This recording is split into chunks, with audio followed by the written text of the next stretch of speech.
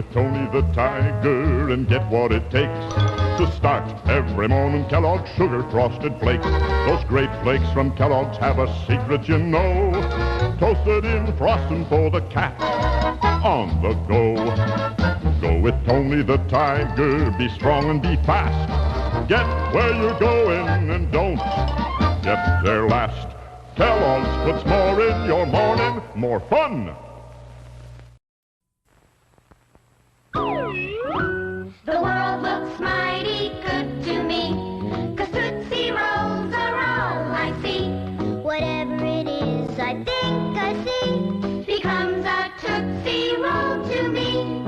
Tootsie Roll, how I want your chocolate chew. Tootsie Roll, I think I'm in love with you. Whatever it is I think I see becomes a Tootsie Roll to me. Fruit juicy. Hey, how about a nice Hawaiian punch? Sure. You taste 7 kinds of fruit in Hawaiian punch. 7 kinds of fruit in Hawaiian punch. Hawaiian punch is made with 7 kinds of fruit for a one-of-a-kind fruit taste. Hawaiian Punch Fruit Punch with 10% real fruit juice for a real fruit juicy taste. Hawaiian punch is made with 7 kinds of fruit Or a one-of-a-kind fruit taste. What you playing, Charlie? Soccer. Is it fun? It is if you're wild about headaches, but soccer's very continental.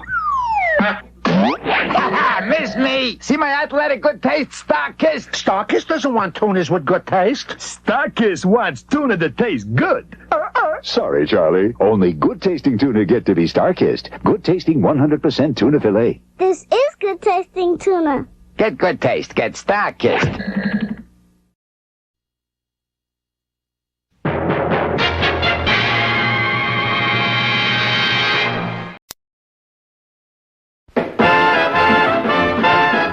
Chevrolet presents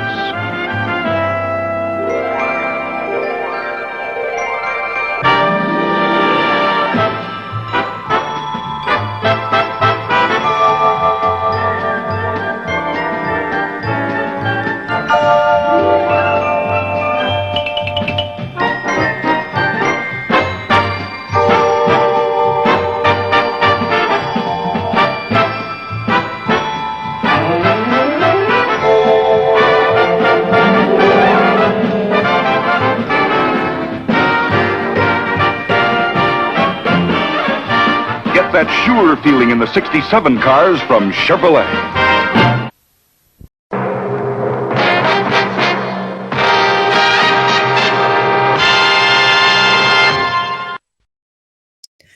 Hey, what time is it? It's Podblast time!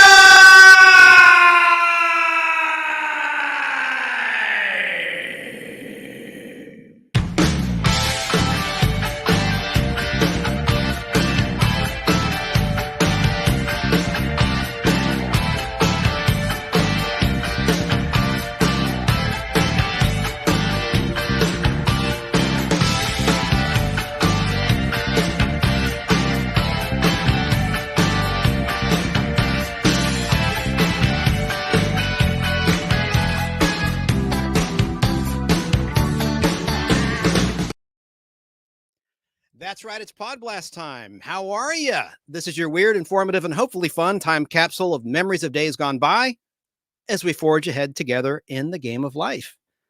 Remember the Milton Bradley board game life? Well, I was more of a Twister man myself, but right now we're reminiscing about life, specifically pop culture history and life experiences that we all have in common. That's what this show, the Nostalgic Podblast, is all about. This is your nostalgia show with a bite. Welcome, I'm Chance Bartels, your host. As Steve Harvey says at the beginning of Family Feud, we've got a good one for you today. And man, do I ever have an awesome show prepared for you. And for our wonderful game show people out there, next time we're going to resume our conversation about the great deceased game show MCs of all time. And last time we covered Peter Marshall, who passed away sadly in August of 2024. Now, later tonight, we're going to have other nostalgia features like the return of the character actor spotlight. We're We're going to play some classic TV commercials. We're going to have the music video of the week, some rare film clips of cigarette commercials from my personal 16 millimeter film vault, plus your comments and much, much more. But first, we have a special treat for fellow cartoon and animated film lovers out there. That's why I played so many animated commercials at the top of this show. In this edition of the Nostalgic Podblast, we have a very cool guest who has a major collection of original art cells and other items used in the production of feature films, television shows, and cartoon shorts that you've all seen. And she owns an art gallery in Los Angeles, California, where she shares her treasures with the public. So in just a moment, guest Debbie Weiss will be with us live to talk about that, and she'll be showing us some very cool stuff in her collection. Now, listeners, not to worry, I'm going to describe in detail what we're looking at. It's just a few items, but if you insist on seeing for yourself, all you have to do is this, and it's very simple. Google search The Nostalgic, with a C, not nostalgia, The Nostalgic Podblast, and you'll see our YouTube channel at the top of the search. And once you find the Nostalgic Podblast YouTube channel, click the Live tab, and you'll see a thumbnail image of Mrs. Weiss with her name prominently displayed next to her pretty face. And I want to thank Chrissy, the head of my art team, for that image, by the way. And I'll go ahead and throw that up really quickly, and then we'll bring on our guest. She's been waiting patiently in the green room. So there she is. That's what you look for. Well, listeners, you can't see it, but there's a diamond that says Debbie Weiss, special guest. And you'll see some animated objects to the left. There's 4 images, and the bottom left shows some of her personal items from her collection. Really cool stuff. And I'll, of course, put your questions for Debbie on the screen while she has time for this live interview. So if you have any questions, please wait till I'm done asking the interview questions so I don't repeat anything. And then put your questions on the screen. And we're going to play some 1970s trivia later for some prizes. So that'll be fun also after the conclusion of our awesome interview. And if you want to call in old school to talk with Debbie, all you have to do is call 770-438-1050 while we're live, or simply leave a comment right here in the chat, and I will put your comments on the screen. So real quickly, a little disclaimer. In terms of the video and audio clips I'll present to you tonight, I do not represent the owners of this material or any of its entities. This is a live educational interactive lecture for fellow nostalgia fans in which I earn no proceeds in any way from this presentation. I do not own any of the movie clips or the musical cues. No rights are given or are implied. And I encourage all to purchase official releases of this material where applicable, as I have done. And all of these clips that I'll show tonight were either from my 16 millimeter film vault or from other YouTube fan channels, not official sources like DVDs, Blu-rays, or 4K releases. Well, she's waited long enough backstage. Let's at long last bring on our special guest, Miss Debbie Weiss. Hi, wow. That was a delightful introduction. Thank you. Thank you. How are you are you in Los Angeles, California? Yes, that's correct. Excellent. Excellent. Well, as we're live, it's the start of a Labor Day weekend, and my camera's acting up. Let me switch my camera shot, and then we'll begin the interview. There we go. I don't know what's going on with this camera. Ugh. All right. So what is it, Debbie, about animated entertainment artwork that captured your imagination, and when did this fascination begin in your life? So basically, when I was little, I think I was about 9 or 10, at my elementary school in Connecticut, some kids brought comic books, and I'd never seen a comic book before, and I was blown away. So I started collecting Richie Rich and Archie comic books when I was little. And then after I graduated college, I lived in London and then in Tokyo. And while I was there, my mom bought me an Archie cell. And I didn't understand what it was. She just told me about it on the phone.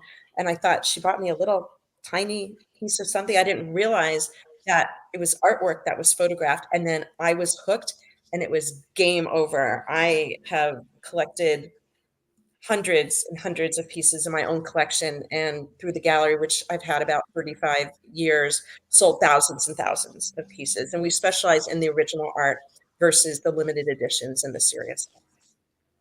So a comic book began it all. Behind me, those that are watching, are a bunch of comic book boxes. That's one of my passions. I'm a comic book collector geek going way back to 1982 when I was a kid. So that's pretty neat. Would you explain? I asked this of James Tim Walker a few episodes back. What is a film cell for the layman? Was an animation. So we call them animation art cells. So basically, when animators are making a film, there's multiple processes. So the first step is concept art. They're trying to figure out, what does Snow White look like? You know, does she have dark hair, or what's her face? So concept art is usually collected by very, very advanced collectors, because they often don't look that close to what you see in the film. Then they make storyboards, like what is happening kind of scene by scene. Then they go to drawings, and then they're really precise, because when you watch, we'll keep going with Snow White, and she's running around the forest, it doesn't look like loads and loads of people drew her. It looks like one person, right? And the talent is unbelievable for it to be consistent. And so an animation cell is taken from those drawings, they paint them. And I have one here. So this is one of my favorite pieces. This is an original piece of Cinderella from the 1950 Disney film. And so they just make cell after cell. They photograph it on the backgrounds, and it's that movement, just a little bit different, going quickly, that gives you the impression of movement, and that these are real characters and real people. I remember that when I was a kid, that you get a booklet and it had several drawings, and you'd flip the book and it would become an animated piece of art right in your hands. Yes, that's the exact same concept. Very cool. And by the way, welcome to the Podblast. I forgot to say welcome. So welcome. Appreciate your time. I read when I researched you for this interview that you suspended a very successful career on Wall Street in New York City, to pursue your passion of collecting and showcasing original artwork that we see in motion pictures and cartoon short subjects and television projects. What inspired you to make that bold move, and were you scared? I wasn't scared. I think what happened is I loved trading. I was good at it. That's why I lived in London, then Tokyo, then back to New York. But I was good at it. I loved it. But there was just something about the animation. And I was like, oh my gosh, I can make my job my passion. And I used to have dreams about finding dopey cells in people's basements and all these things. And I was just, and what I also like is when people come to the gallery, you know, since I'm a collector myself, I really like to connect with them. And it's really important to me that I find them the right piece, not the piece, quote unquote, I would make the most money on. I interview new collectors, and as much as they're willing to share, I really try and just match the piece that's closest to what their goals are. Well stated. What's Tokyo like? I know them getting a little off course here, but I've always wanted to visit Tokyo. What ages were you in your life when you lived in Tokyo? I was in my early 20s. So it was in the maybe around 92, 93 kind of time. I mean, Tokyo is amazing. It runs like a machine. It's clean. I don't know how the buses always came on time. It didn't matter how the traffic was. And it's very beautiful. Not a ton of people spoke English, so I was quite limited in where I could go and what I could do. And this is before the internet. This is before cell phones and all those things. But if you're looking to travel and go somewhere that's very different, right, culturally and things like that, I think Japan's fantastic. In fact, that's the next trip on my list to go back with my husband and my kids have never been. What's the food like there? I think it's great. Their sushi, at least when I was there, was more, it's not California rolls. I think that's become a Western type of thing. So the fish is, you know, just your very like the tuna and the salmon and things like that. And once in a while, it felt like a lot of Japan. So we'd go hide in the Hard Rock or other American, or actually Hard Rock's British, those Western kind of restaurants, just to feel like we were back home for a little bit. But I think the food is great. The people are lovely, and it's interesting. Very cool. What a great experience it must have been. So, how many art pieces are in your collection, generally speaking? Do you have a count? A couple hundred. Excellent, excellent. I bet those are really, really high in demand because they're one of a kind, right? The ones in my collection, yes, are one of a kind. And I just kind of collect what speaks to me. So some pieces of my collection, like the Cinderella, would be considered very, very, very desirable, very high end. Cinderella and her ball dress, sparkles, very beautiful things. But I also have, I'll show you this one. This is actually one of my favorite pieces. And this was one of my first ones from Lady and the Tramp. And what I love about this is the expression. She's like, huh, don't mess with me. You're pissing me off. And I just found this hilarious. But this wouldn't rank as a piece that's, necessarily significant or museum-y or things like that. But this was one of my favorite things because at the time, I had an American boyfriend in Tokyo and we moved back together and he was pissing me off. So that piece really reminded me of him. And I'll show you another one. I have twin daughters. Let me give you the sole screen here so we can see it better. There we go. Oh, okay. And so I have twin daughters. So this is from Snow White, and this is an original production cell of raccoons, that look like twins. So to me, that again, not necessarily a significant piece or an expensive piece, but it really speaks to me. I love pieces that have fire effects or water effects, or if one of the dwarves is blushing because Snow White's kissing them, those things that I find interesting. And so my collection is about what speaks to me. I also have some wacky Simpson cells. I've sold thousands, I'm not exaggerating, Simpson cells. So I kept a few really good ones for myself. I don't have them here, but I have a Brady Bunch couch gag where all the Simpsons are in the squares. Right. I've got what I call Homer Smiley Butt, where he's got that face. He's like, I'm Mr. Burns. So I have some kind of wacky pieces that just really speak to me. Yeah, this personal nostalgia sounds like. That's pretty cool. Did you ever meet any of the voice artists like Nancy Cartwright from The Simpsons? Yes. Any interest in that? Yeah. Yes, I have. I used to have a booth at Comic-Con for a number of years, and Matt Groening would come in the booth every once in a while. He would never remember my name, but he would call me Gallery Chick. And I liked that. That was kind of fun. And I've done some signings at Comic-Con. Kevin Conroy, who is the voice of Batman, who passed away recently, he was my uncle.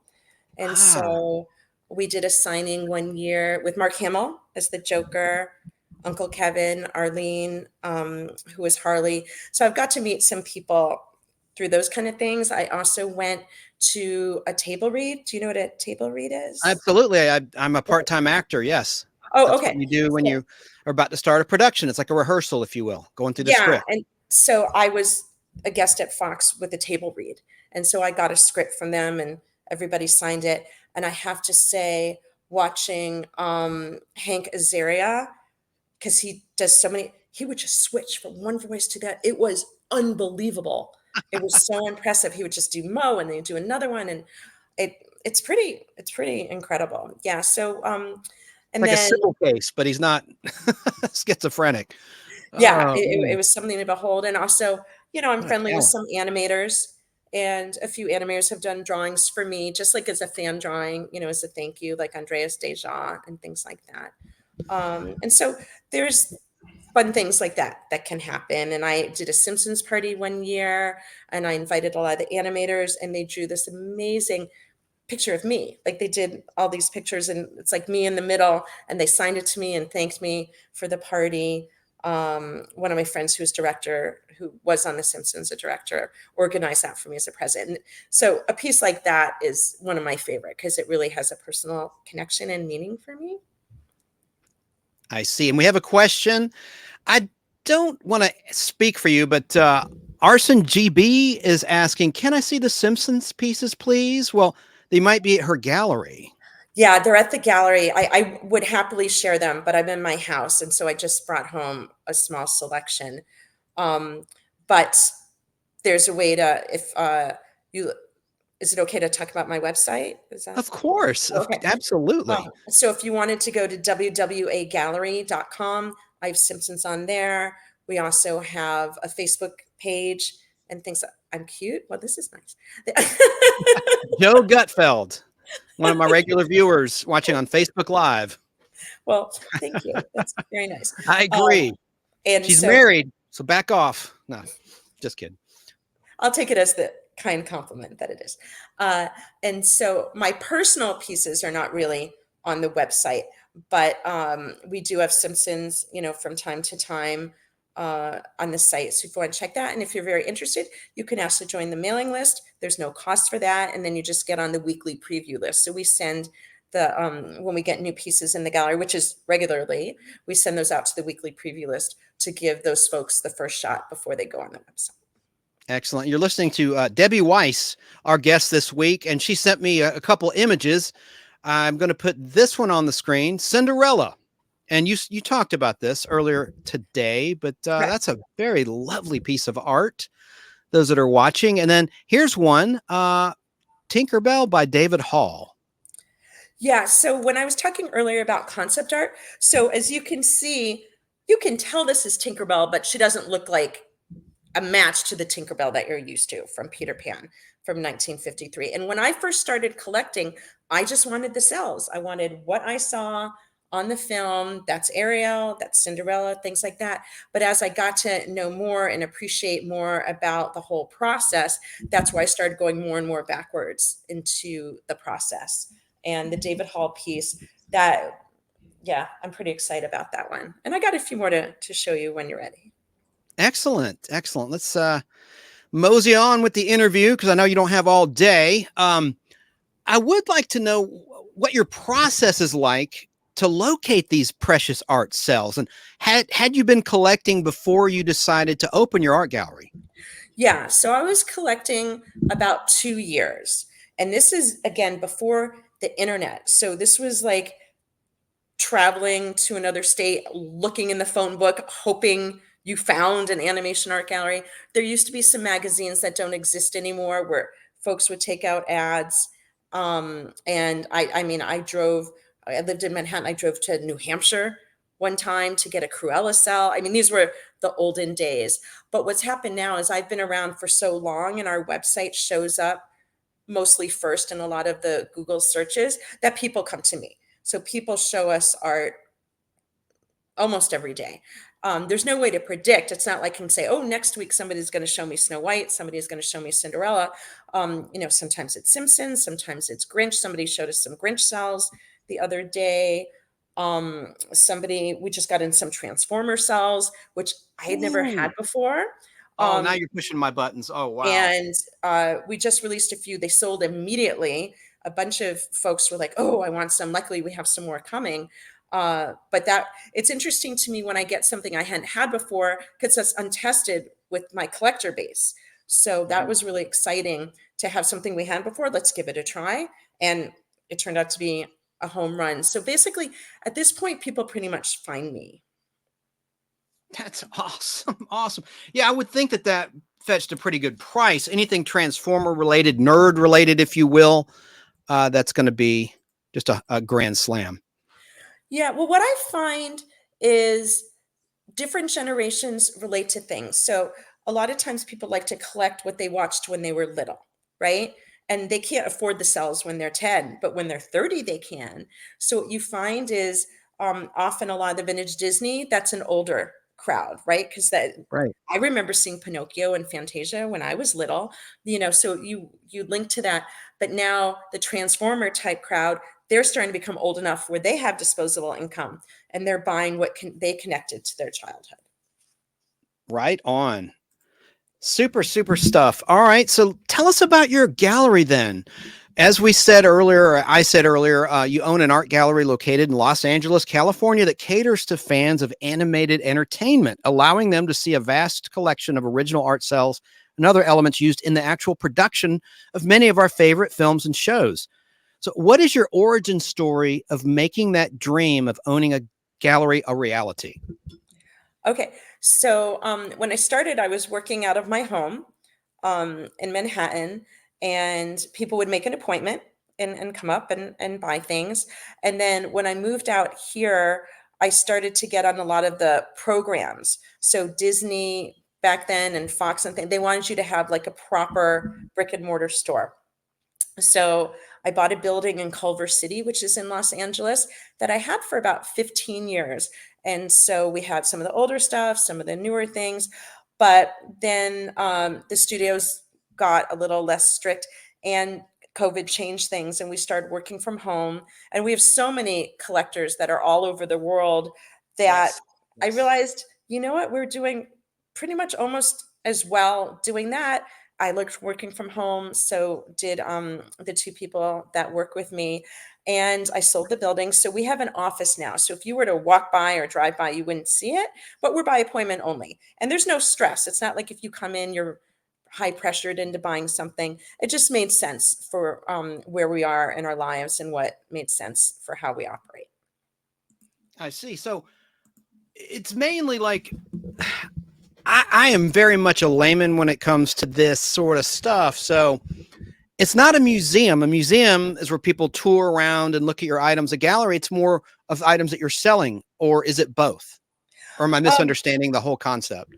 Yeah. So if you were to make an appointment, for example, to visit us tomorrow, we have some art that's framed, a lot of unframed art in boxes. So you might come in and say, oh, I'd like to see Sleeping Beauty drawings, please. And then we'll bring out the box of Sleeping Beauty drawings. And then you can look through those. And then if you wanted anything framed, we can help you with that.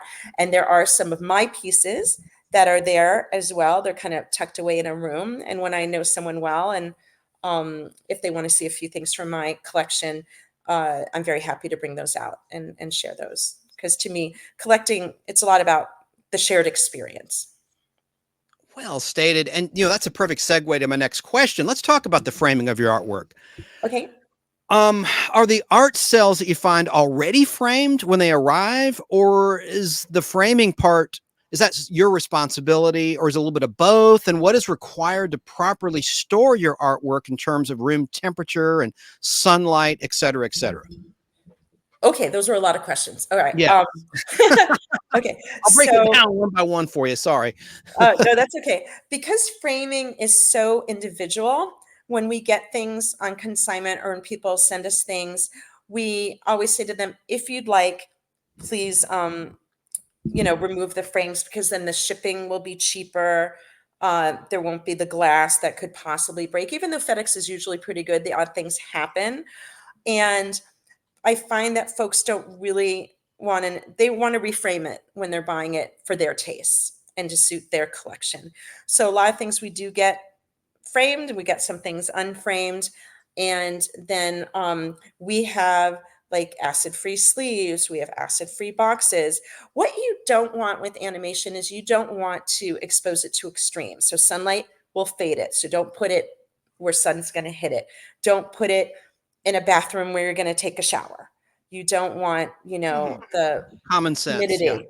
Yeah. Don't put it over a fireplace, things like that. And I think a lot of people, there's been a couple articles online that I think may have scared people a little bit, talking about how fragile they are. But, Cinderella's from 1950. She's not restored. She's in great shape. I've owned her for decades. So, I mean, this art is still surviving. Did I get all your questions? You sure did. Okay. You sure did. So that answers that excellently. In terms of your personal tastes, what is your favorite animated feature length film? Well, I'll break this down because I'm going to ask you about several things. Let's just start with what's your favorite animated feature length film? You sound like a Disney gal throughout all history. Yeah, I mostly have Disney and Simpsons are almost all my pieces, unless I just see some weird, odd, wacky thing that just appeals to me. So my newer favorite film is Little Mermaid, and the vintage is Cinderella. Ah, okay. I bet, see, I have the rare clamshell VHS case of Little Mermaid that all the collectors want, but when you're talking about original art, that takes collecting to a whole nother level. I mean, this is really, really impressive stuff that you're dealing in. What's your favorite animated short cartoon? Did you like Droopy? Was there a certain character that you liked, or a specific cartoon that you liked best? I remember watching the Flintstones. And so because that's, my age, I was born in 1967, and there were only a couple cartoons, right? And a couple channels back then. So watching the Flintstones. And even then, even though I was little, I was like, that looks like the same background, right? They're running around, and it seemed like there's only 3 backgrounds in any cartoon. What was funny is, Winston was one of the sponsors of the Flintstones. I'm sure you've seen those Winston cigarette ads on YouTube. Very bizarre, I mean, now that we know the dangers of cigarettes and how harmful they are, it's just kind of interesting seeing those old spots and, Yeah, it's a weird match. Yeah. Yeah, indeed. Let me get back to my questions here. Well, you answered my next part of the question, your favorite animated television program. Well, you like Simpsons and Flintstones. You've already answered that. So who are your favorite animated characters? Would it be the Simpsons and Fred and Barney and Wilma and Betty, or in terms of like TV shows versus films, you mean? Just let's break it down to films and television shows. I like Homer Simpson a lot because I think he has a lot of personality. And what I think is incredibly clever about The Simpsons is that it speaks to the grownups and the kids. So there's a lot of shows that feel like Rugrats, very kid-wise, right? Or things like that. SpongeBob crosses over a little bit. I watched SpongeBob with my husband when we went on date night and watched the SpongeBob movie a few years ago. But Simpsons, to me, what I love about that and what makes them also somewhat highly collectible is if you're a grown-up and you buy a Simpsons doll and you put it on the wall, guess what? Your 10-year-old kid knows what it is and likes it. Guess what? You have gifts. My husband's English. People from England know The Simpsons. So it's really lovely. What other art has so much universal appeal, right? And then is beloved. And yes, you can take your kids to an art gallery, an art museum, and they might appreciate stuff, but they kind of get more excited about the Simpsons doll that's on your wall. Do you collect any of the merchandising or just the artwork? Is that what's interests you most? Is just the artwork itself? Pretty much that. And then I designed an exclusive line of Simpsons light sculptures. They're kind of like the light goes in and it's plexiglass and it goes through, and I selected the images. And so that's kind of fun. But I'm really an animation art kind of gal. Okay. We have some collectors, and I'm friends with the collectors that you look in their home and they have rooms with the cereal boxes and the figurines and the toys. It's unbelievable. I just have the art. Are your Simpson products for sale on your website? How could someone purchase some of your original stuff? We just redid our website, so I would have to take a look and see if the light sculptures, I'm starting to run out of them, so I don't have that many, and they're hard to photograph. But if any of the viewers want to go on the website and email us, we'll be happy, to send them some images, and they can see if that's something that they would like to collect. Excellent. The bulk of my audience actually will hear or see this after the fact, after we're live. So towards the conclusion of our interview, I'll make sure everyone knows how to find you. Oh, and go to your website. We'll reiterate that for anyone who tuned in late. Who are your favorite artists of the genre? Well, I'm probably going to jump on the Milt Kahl bandwagon. He's he's one of Disney's 9 Old Men, and he's generally regarded as the most talented animator that came out of Disney. And his art consistently, drawings that are attributed to him, it's really hard. I do have collectors from time to time that go, I really want a Mark Davis. I want this or that. And I'm always hesitant to say, I know for sure this was Mark. Mark's not around to tell me that. But the odds are high if you go, oh, this is a key drawing of the character that they've done. And so you can look at things and go, well, I'm pretty sure this is Milt, but I'm always hesitant to say for sure. But those are the drawings that tend to go, if they go in auction, they go very high. And Milt's basically considered really a master of the trade. Excellent. God, you're so articulate. And I'm just amazed. And you're so blessed, your successes with Wall Street and your current successes with real estate and your collection, your gallery. I mean, you're just such a quality individual. I'm really honored to have you here on the program. Well, so glad I can interview you today. Now you've shown us some of your collection, do you have anything else right there that you could show the viewers?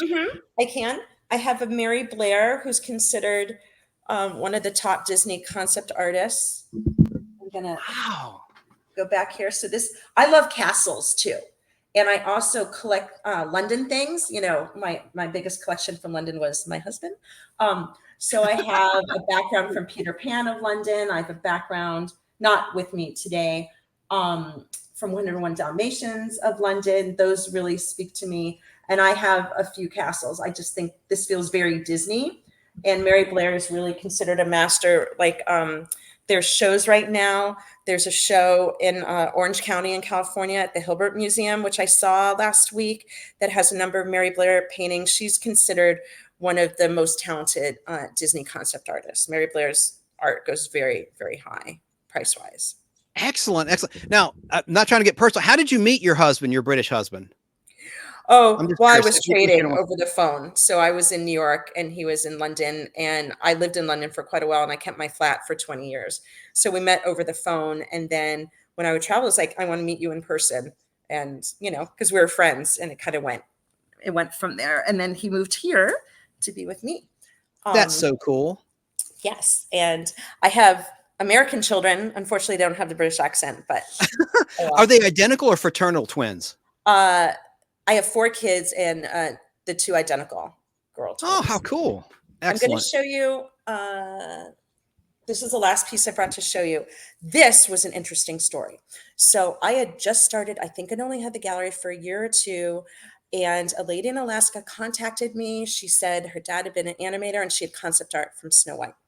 And I knew it was good, but I didn't know how good. I got it in. I was like, this is great. But you know, when you're just starting, I've never had a collection like this since in 35 years. I'm like, okay, I'll run into this every so often. No. And had I known what I know now, I would have kept a few more pieces. For example, one I did not keep, and I sold the Queen, a concept piece with her with a pet puma. That is the piece I should have kept that I didn't.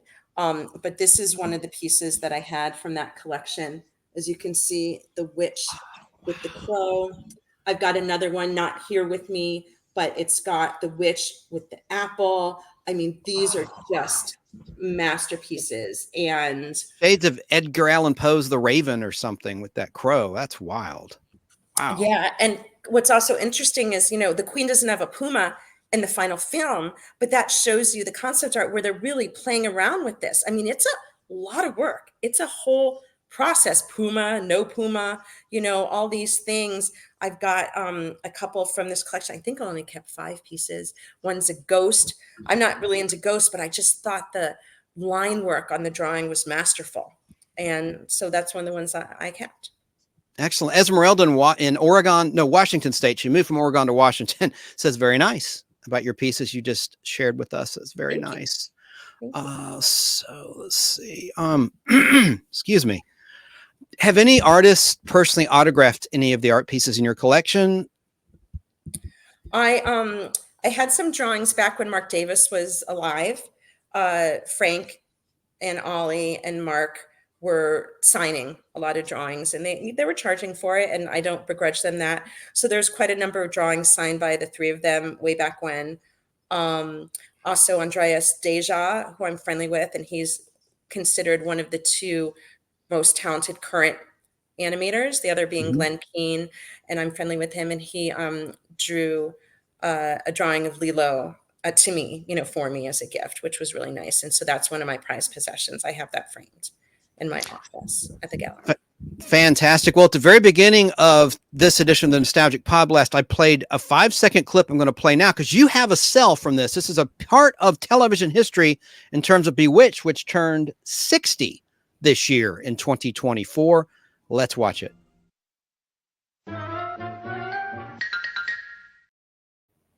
I saw that on your website, a cell from that little moment.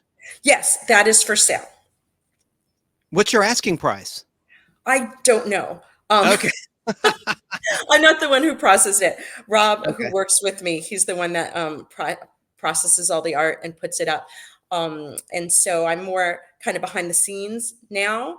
They do a great job of running the gallery. So if it's pieces that like are mine that I own, I know that kind of the prices on that. But we have sold so many thousands of pieces that if I memorize all the prices, I don't think there's any room in my brain for anything else.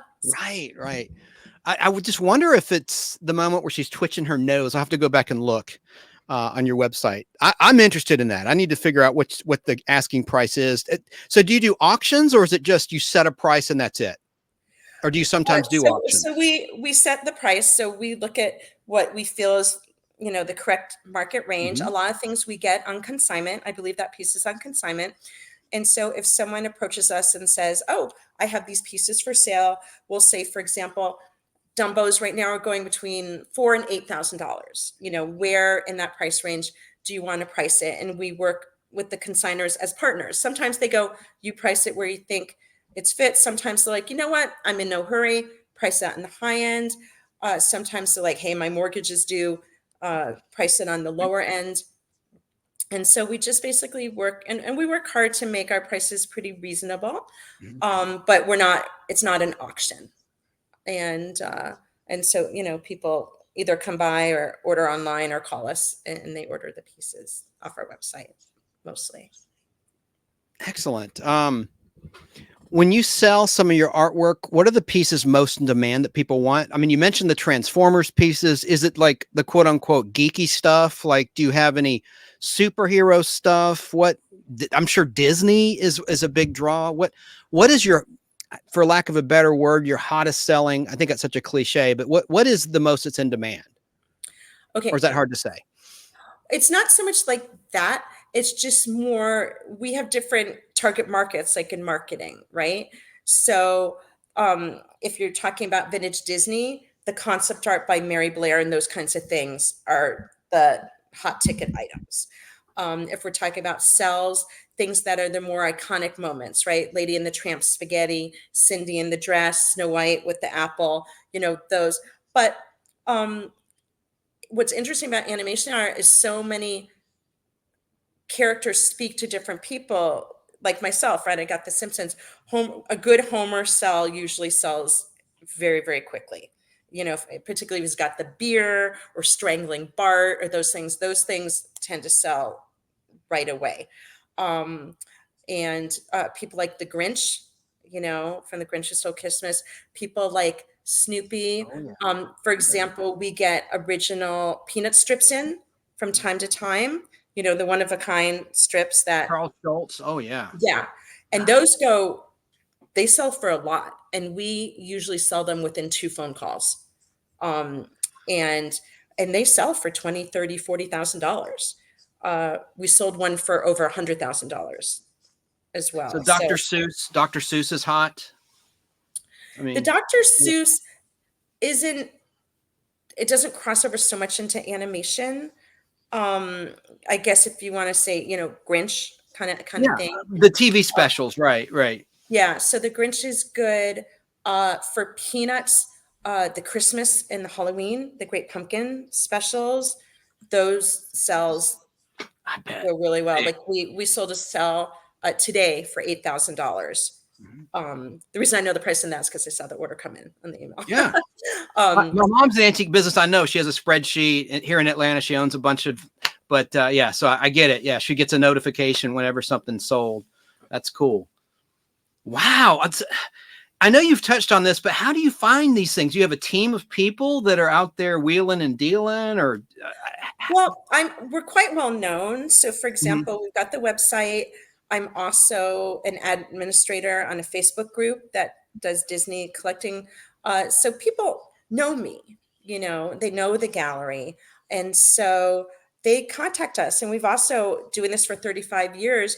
I have collectors. It's important to us that people feel good about their pieces. So we have a very strong reputation. And so sometimes collectors, somebody's moving, somebody gets a divorce, things happen, and they call us and say, will you sell the art for us? Estate sales, someone unfortunately passes away. That's what, I never like it when it's that, but that can happen. So sure. I'm not really so much hunting for it as it finds me. Right. You're not a vulture. I mean, yeah, I get it. Yeah. Yeah. So people come to us and, we work hard to treat people, fairly and things like that. And we also work hard on this site to describe the art. So we almost never get anything returned, which makes them feel really good because people are buying it from the website, not seeing it in person. So the fact that maybe we get one piece returned, and it's usually a gift where someone surprised someone a gift and it just wasn't for them. But that's important to us, that people have a good experience. Excellent. Well, listen, Chad, I'm talking to you now. We're nearing the end of our time. I just have a couple more questions for our guest, Debbie Weiss. So now's the time to be thinking of any questions you might want to ask her that we're not already covered before she has to sign off. Okay. So I'm going to ask my next question. I want to know about your gallery. Like if I were to walk into your gallery, what would I notice right away? And like, what is the size of your art gallery in terms of square feet? Probably around 1,000 square feet. It used to be like 5,000 or 6,000 square feet when I owned the retail space. And now we don't need any bigger than that. We've got it. So what you would probably notice is, oh my God, there's so much art in this space. How did this happen? Is there any organization to it? Like Simpsons here, or is it sort of scattered about? There must be some organization, I would assume. But oh yeah. So for anything unframed, we have a bunch of boxes, the acid-free boxes. So Simpsons is in one box, SpongeBob's in another box, Cinderella art's in the other box. You get the idea, So we're very, very organized. Excellent. Now you mentioned how comic books were in the very beginning of the interview, one of the first things you said when I asked you about what's the origin of your love affair with collecting these animated cells, you said comic books were the first thing that caught my attention. Do you collect any comic books now, or is that not really your bag? Like, do you have a collection of comic books? I'm a comic book collector. That's what I was wondering. Unfortunately, I had a collection of Richie Riches and Archies that were stolen. Oh God, Lord heaven. We had some work done in our house in Connecticut, and they stole all my comics. So right now, what's actually kind of nice to encourage my kids to read, I've been able to just go, because the Archies and Richie, I mean, they're not the Supermans, right? They're not the Action Comics. So yes, they're not that valuable. I know, but they're good. My sister loved Richie Rich. That was her jam when we were little kids. My little sister. I love it. Yeah. So I've been able to go to these shows and pick up comic books for $1 each. These old ones for my kids. So I'll just buy a big stack of comics, and my kids are loving them and they fall asleep on them, and I have a connection. So that's actually been really, really nice. Yes. Oh, hey, real quick, Deb, my audio cut out. So I'm going to duck out, come right back, but I'm going to ask this question. I've asked this before, but maybe there's something you want to expand upon. Joe Gutfeld, watching on Facebook Live, asks, what is your favorite item in your collection? And I'll be right back. I'm going to duck out and come back in so I can hear again. I can't hear. Should I keep talking or wait for you?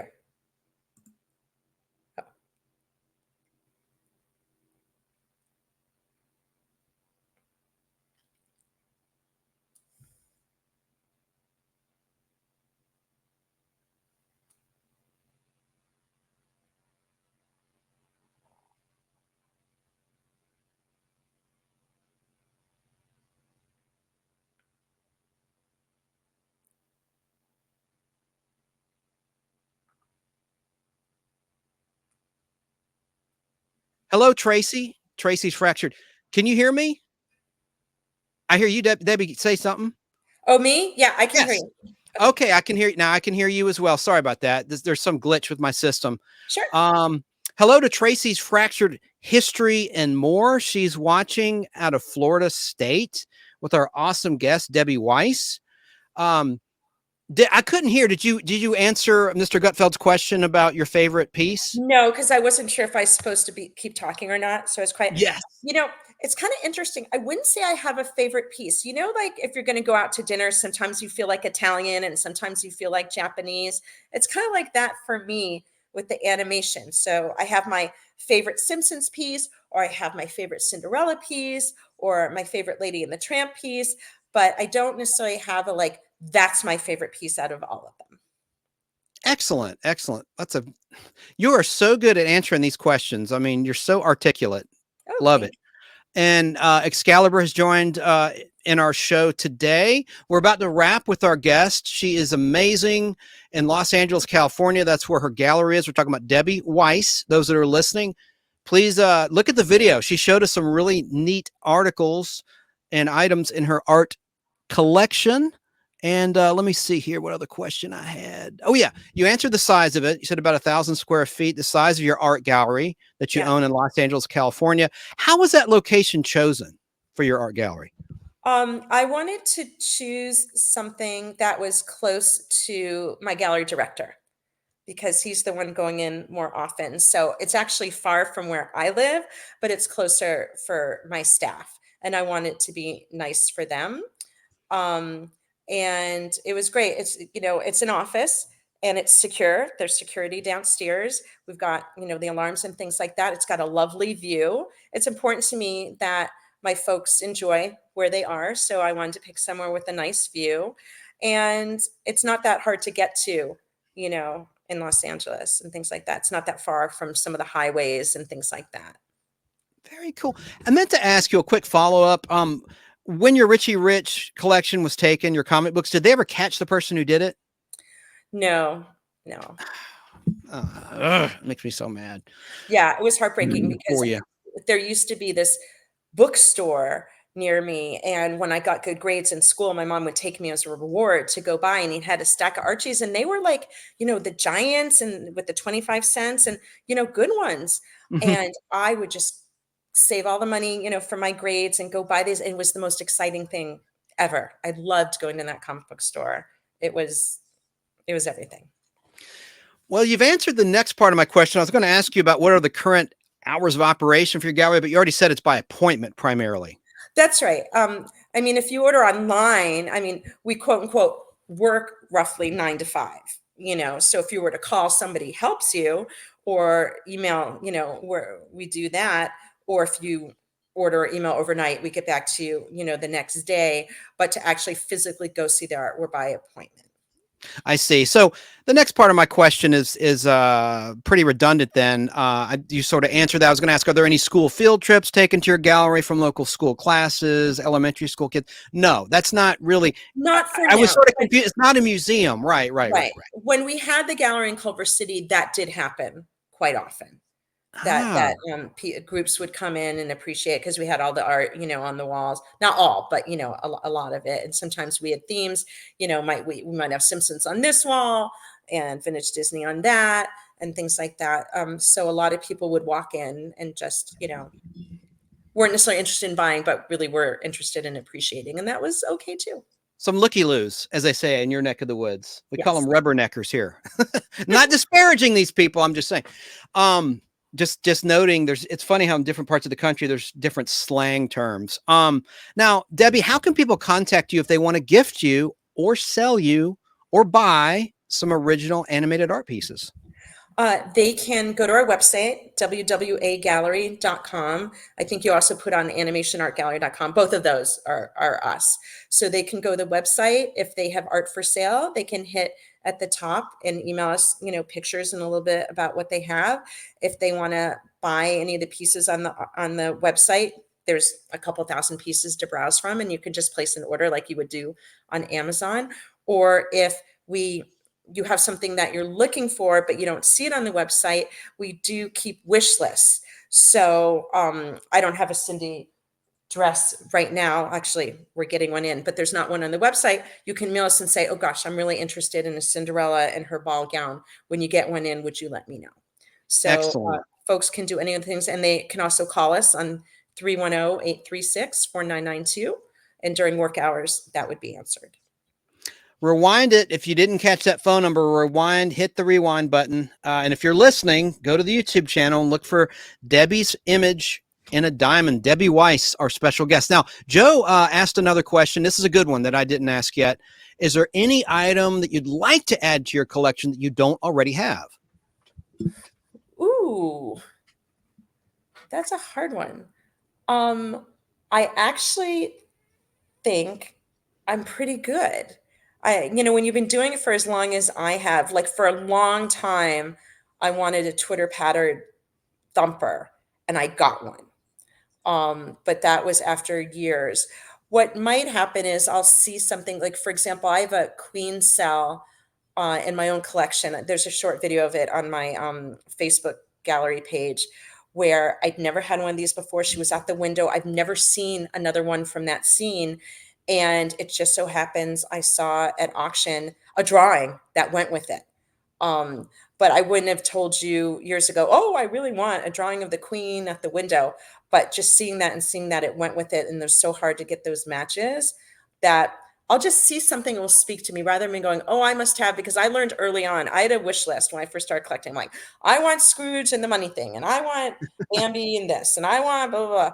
And it's almost impossible to get those things. So I had to really adjust my expectations and just go, does that piece speak to me or not? So I don't really necessarily hunt for anything. I just see something and go, ooh, I like that. Got to have that. And then I buy it.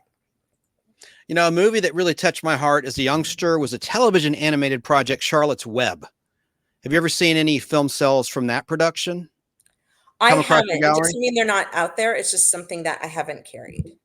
Okay. Well, I just have one more question. I know you've got to run. It's the weekends, time for family time. How did you discover this show, the Nostalgic Podblast? I always ask that so I know which of my marketing efforts is producing the best results. Sure. I found you on Facebook. So I think it was suggested because I'm an admin on some groups. I'm an admin on a Simpsons animation style collecting group. I'm an admin on a Disney antiquities and collectibles podcast group. And I'm an active member of other groups. And I think it just popped up as, oh, you might enjoy, this group or this page. I think it literally just came up like that. Well, good to know. I'm glad that's happening. That happens for me too. And that's how I discover. And I've joined your fine group too. Thank you. About Disney collections. And it's an amazing Facebook group. What's the name of your Facebook group again so that people can join that are watching on Facebook? The Disney Antiquities and Collectibles podcast. So that one is where people share rare and vintage items from their collection. It's not a buy-sell group, but we also have a sister group that if people do want to buy-sell, it's Disney Antiquities and Collectibles Podcast, the buy-sell group.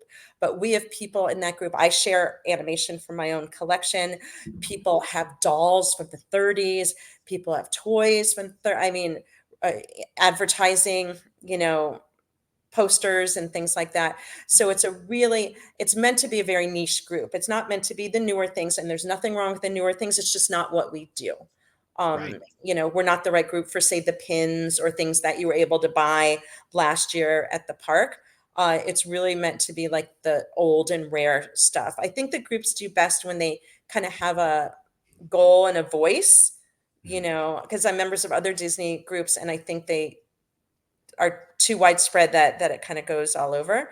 But ours, it's very focused on the vintage or Club 33 things, which aren't necessarily older, but not everybody can buy those things, So the members just share, and we have a really nice community. And we have some Disney animators in there that, post some things. And heavy metal. Go ahead. I'm sorry, I'm listening. Oh, okay.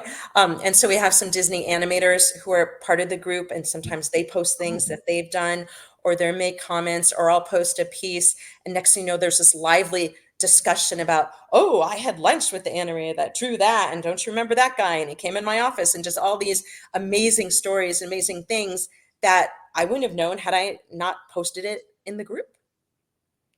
How often do you do this podcast? I'm not the podcast one. So Vince and Matt McKim, and Matt McKim is Sam McKim's, who's very famous for doing things with Disneyland. Those are the two podcast people. And then they have guests that they interview. So Vince and Matt do that portion. And I kind of I'm the main admin, although we have a few other moderators and stuff. I'm the main admin on like the collectibles portion. But what we find sometimes is someone hits the group, or I've invited them to the group or something like that, and they're a wonderful person for Vince and Matt to interview. So we've had some people hit that we didn't have a relationship before, but they become a part of the group, and they seem like a great person for Vince and Matt to interview. Well, generally speaking, the audience, which I call the podience of the Nostalgic Podblast, do have disposable income, and they're of the age where all of the things that you have to offer are in their wheelhouse. So hopefully someone will become your partner and do business with you. Oh, well, that would be very nice. Thank you. And if it doesn't happen, I really enjoy doing this. And there's value in that for me. I love doing this, and I love getting people excited about animation, and I like sharing my collection. So that was a joy for me today. And there's your number on the screen. One of my wonderful assistants, Keebler in Texas State, to put your number up for your gallery. If you want to contact her, if you have something you're looking for, or maybe you want to donate, or maybe do a deal, there's the number, 310-836-4992. All right. Well, I guess this will conclude. Wow, we're right at an hour. I told you I wouldn't keep you more than an hour. Worked out perfectly. I'm so grateful for your time, Mrs. Weiss, Debbie, and thanks for sharing with us some of your prized art pieces. It's been very enlightening. Thank you so much. Well, thank you. I enjoyed this very much. And if you want to do another one, I'm down for that. And you can ask me to say, just do Simpsons or something. You know, we can do another one with the theme if that's something of interest. That's seemed to get the best response, Simpsons. So I think that's a fantastic idea. And thank you for offering that. We're going to do that. Okay.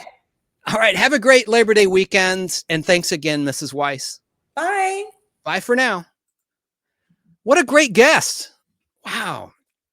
I think she's fantastic. What an intelligent, successful, what a great business person, as well as a nice lady. I'm glad that she found the Podblast. Really enjoyed that. And she'll be back. Now, one thing that I asked her backstage about, I was asking her about television commercial art. I asked if she had any television commercial art, and that's not really something she dabbles in at this time. And she said she doesn't have anything. So I love commercials that deal with animation blended with live action, like Tricks. The Trick Cereal Rabbit. Silly rabbit, tricks are for kids. Tony the Tiger, Charlie, the Star-Kissed Tuna Fish, Punchy from Hawaiian Punch, etc. And I played 4 of those very spots at the top of the show. The Owl from the Tootsie Roll. How many licks does it take to get to the center of a Tootsie Roll Pop? That sort of thing. As well as the Disney and the Simpsons and everything else that she's all about. But I'm going to play some interesting cigarette commercials from my 16 millimeter film collection that I converted digitally. For those that are subscribers of the Nostalgic Podblast YouTube channel, I posted those earlier this week as videos. So I don't want to be too redundant. I'll sprinkle them throughout tonight's show so that I don't bore anyone that's already seen them. But these are from 1967. From January 10th, 1967 and January 17th, 1967, respectively, some Winston cigarette commercials. And I have some history about when cigarette television and radio advertising were banned by the U.S. government and when the last time you saw a cigarette ad on television was. We'll talk about that later. And we also have some trivia coming up for prizes, which will be fun. I think I want to jump into and segue into the character actor spotlight. I used to call this the character actor of the week. And in the summertime, I tend to do the Nostalgic Podblast live on Friday, bi-weekly, meaning every other week. So I'm going to get back to a weekly schedule, as they say in England. But right now it's bi-weekly until the official end of summer, which will be around September 21st, 2024. So I can't call it the character actor of the week. And heck, I haven't even done that lately anyway in the bi-weekly live shows. So we'll just from now on call it the character actor spotlight. Now, the one I'm going to tell you about tonight, and I have a video piece to accompany this. This guy was the king of pop, but he wasn't a musician. No, not king of pop like Michael Jackson. Pop as in pop. Who am I talking about? I'm talking about a guy named Fritz Feld. Well, who is Fritz Feld? Let's watch this clip and I will let you know. And we'll learn together who Fritz Feld is and was. And then later also, we're going to play our Soul Survivor segment, a new segment I debuted last time, where I name a classic television show or movie, and you try to think of the sole surviving cast member of that movie or television show. I have a good one for you this time. So here is our character actors. Going to be 2, actually. I'm going to have 2 character actors that I'm going to highlight and showcase because I haven't done this in a while. So let's start with the king of pop, Fritz Feld. Here he is.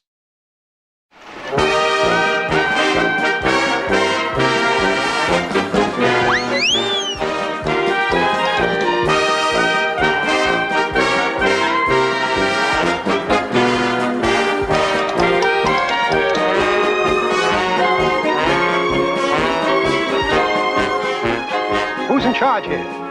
Tommaso Abalone. He's the hotel manager. Where do I find him? Right over there, sir. Thank you. Who do I ask for? Abalone.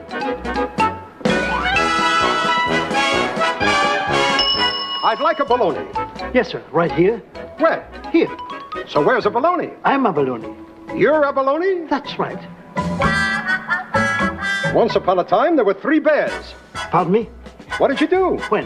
How do I know? How do you know what? By practicing constantly. Practicing what? Whatever you want. I can't live your life for you. What is it that we're talking about? Give me a hint. Who are you, sir? I'm fine. Now, where's Abalone? I am Abalone. I thought you were the hotel manager. I am the hotel manager. You're the hotel manager and the Baloney. That's right. Good. Would you please tell Mr. Rudy Valentine that Uncle Harry is downstairs waiting? And you are, sir? No, I'm Uncle Harry. Ah, it's you. Gesundheit. This guy could drive you nuts. Half a pound of tuppenny rice, half a pound of treacle. That's the way the money goes. Pop goes the weasel. Yeah. Half a pound of tuppenny rice, half a pound of treacle. That's the way the money goes. Pop goes the weasel. Every night when I go out, the weasel's on the table. Take a stick and knock it off. Pop goes the weasel. Up and down the city road, in and out of the Eagle. That's the way the money goes. Pop goes the weasel. Half a pound of twopenny rice, half a pound of treacle. Mix it up and make it nice. Pop goes the weasel. Up and down the city road, in and out of the Eagle. That's the way the money goes. Pop goes the weasel. All together now, half a pound of twopenny rice, half a pound of treacle. Now I mix it up and I make it nice. Pop, pop, pop goes the weasel. Pop, pop, pop goes the weasel. Poppity, poppity, pop goes the weasel now. Would you excuse me a moment? I'm just going to pop my weasel. No, that is the... That's Fritz Feld. Oh gosh, my camera's messing up again. Let me switch cameras. This is going to drive me batty. I've got to defrag my computer. Figure out what's going on. Hello, those that are watching. And I want to acknowledge people. Hey, UFO man. Hey, Tim.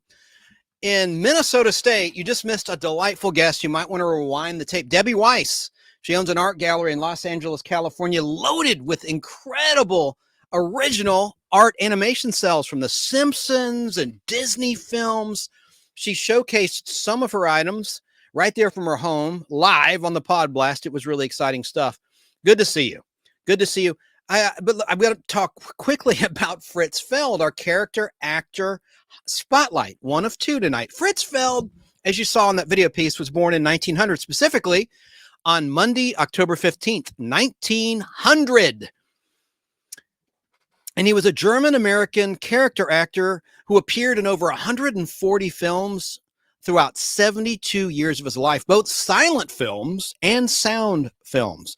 His trademark, as you saw, was to slap his mouth with the palm of his hand to create a pop sound. Born to a Jewish family in Berlin, Germany, Fritz Feld began his acting career in Germany back in 1917. Like the movie 1917, World War I era. Making his screen debut in Der Golem und der Tänzerin, which translated means the golem and the dancing girl. And I'm sure I mangled the German enunciation of that original title. Fritz Feld's early career in the United States included touring with Morris Guest's production. That's G-E-S-T, not guest like G-U-E-S-T. Morris Guest's production of The Miracle in the mid-1920s. Fritz Feld filmed the sound sequences of the Cecil B. DeMille film, The Godless Girl, from 1929. And it was released by Pathy without DeMille's supervision, since DeMille had already broken his contract with Pathy and signed with MGM, Metro-Goldwyn-Mayer. Fritz Feld developed a characterization that came to define him as an actor. His trademark was to slap his mouth. I already said that, with the palm of his hand to create a pop. And that indicated both his superiority and his annoyance with someone when he would do that. The first use of the pop sound was in the 1948 movie titled If You Knew Susie. Fritz Feld often played the part of a maitre d' at a hotel, but also a variety of aristocrats and eccentrics. In the 1938 screwball comedy titled Bringing Up Baby, which I watched in film school and college, that was one of our required movies we had to watch, he played the role of Dr. Lehman. In 1939, Fritz Feld appeared with the Marx Brothers in At the Circus, in the small role of French orchestra conductor Jaudetet. He appeared in 9 films with Jerry Lewis between 1954 and 1970. By the way, as we're live, it's Labor Day weekend, and as Mr. Gutfeld said in the Facebook Live chat, it's not Labor Day weekend without a Jerry Lewis telethon on your television set. But Jerry Lewis was someone that Fritz Feld appeared with in 9 films between 1954 and 1970. In addition to working with Jerry Lewis and Dean Martin on their television program, the Colgate Comedy Hour. In his later years, Fritz Feld appeared in several Walt Disney films and also played an uncharacteristically dramatic role in Barfly. He also portrayed one of the Harmonia Gardens waiters in the movie Hello, Dolly in 1969. In addition to films, he acted in numerous television shows in guest starring roles, including the recurring role of Zumdish, the manager of the intergalactic celestial department store on Lost in Space. In 2 season 2 episodes, he was first introduced in the episode titled The Android Machine, which also introduced Verda, a female android that became friends with Penny Robinson. That was one of the episodes written by Jackson Gillis, who wrote a lot of scripts that catered to the character Penny Robinson, played by Angela Cartwright, because she was hot at the time off of starring in The Sound of Music. And so the first one he wrote was the 7th episode in production order, black and white, titled My Friend Mr. Nobody. And then he wrote this one and several others, one in season 3 where she became a princess. Space Princess is that title of that episode. Anyway, that's the first time you saw Fritz Feld in Lost in Space, was in The Android Machine. And then he came back as the leader of the intergalactic celestial department store in the Lost in Space season 2 episode titled The Toy Maker, in which Dr. John Robinson and the robot wind up and Dr. Smith inside and Will inside of an ordering machine. And they see a window to Earth, but that I digress. So anyway, Zumdish returned, played by Fritz Feld, in the season 3 Lost in Space episode titled 2 Weeks in Space, and in one 1967 episode of The Man from U.N.C.L.E. titled The Napoleon's Tomb Affair, in which Fritz Feld played a banker, a beatnik, a diplomat, and a waiter. Fritz Feld made his final film appearance in 1989. Now, Fritz Feld was married to someone who's our second character actor of the week. Very odd couple. He was married to Virginia Christine, who was 20 years his junior and was famous for her role as Mrs. Olsen in the television commercials for Folgers coffee. I'm going to play some of those tonight, and I'm drinking Folgers coffee as we're live. Fritz Feld was married to Virginia from 1940 until his death in 1993 at his home in Los Angeles, California. Now, his wife, Virginia Christine, passed away in 1996, 3 years later. The couple rests at the Jewish Mount Sinai Memorial Park Cemetery in the Hollywood Hills section of Los Angeles, California. The couple had a child, Stephen Feld, born in 1945. Let's see here. No, let me skip ahead. I'm going to do some self-editing. Now, Fritz Feld was a strong enough amateur chess player, so much so that 1948 U.S. chess champion Hermann Steiner and international chess master George Koltanowski would come to his home some evenings in the 1940s with the three of them playing chess until 6 o'clock the following morning when the sun came up at dawn. And that was mentioned in the Bobby Fischer I Knew and Other Stories 1995 book by Denker and Parr. Those were the authors. Now we're going to talk about his wife, Virginia. And I'm going to play a clip. And then I'm going to get to the chat and put your comments on the screen. I'm not trying to neglect the chat. So hang in there. I'm going to get to you. Let me just try to change my camera shot. See if my camera is working. Camera A. It is. Okay, because it was freezing up. Let's look at a commercial featuring Fritz Feld's wife. I want to do these in order. Let's look at one from the 60s because she was the spokesperson for Folgers for years, from the 60s, 70s, 80s, many decades. Let's look at Mrs. Fritz Feld. Oh, there you are. Hi, Mrs. Olsen. Hi. I hope you and Tom are enjoying meeting all your new neighbors, Diane. Oh, we are. Oh, I'm so glad. You made us feel so at home. Everything's wonderful. Even the coffee's better. Here.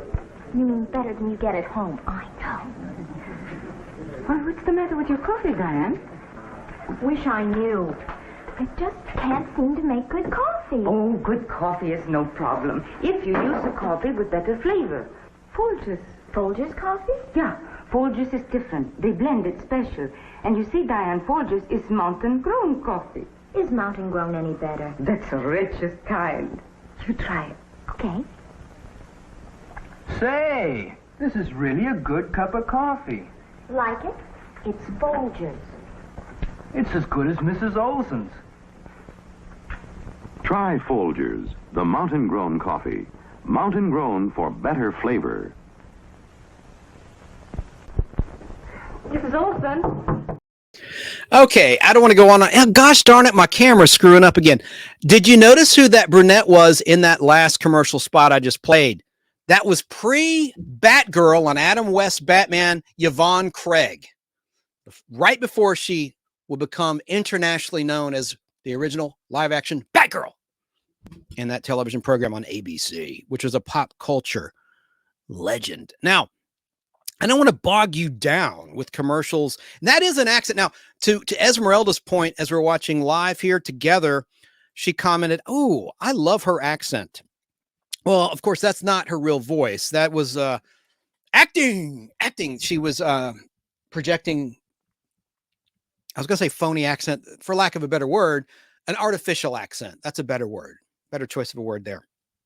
And I'll play some more spots about her. I want to give you a little background, not as much as I read to you or shared with you about Fritz Feld, her husband, but that is kind of an odd couple. Let me show you a picture. I found some pictures of this couple. She was, again, 20 years his junior. Let me get to those pictures right here as I stall. Okay, here they are together. In later years, there's, of course, Fritz on the right. There's Virginia Christine on the left. But look, she was a knockout early on. And she was in a great fugitive episode, Moonchild, with June Harding, who was in a movie called The Trouble with Angels around that time.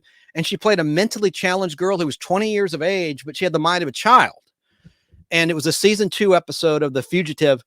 And I did a video. I actually interacted with June Harding in 2009. And she was an artist. Speaking of fine art, a really talented artist who'd given up artwork.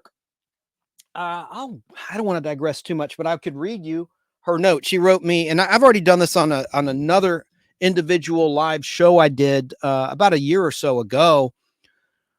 And June Harding's name is in the subject line of that. Oh, here's the email. I just don't want everything to go flying in the background. You know what? I'll get the email from June Harding while I play a clip.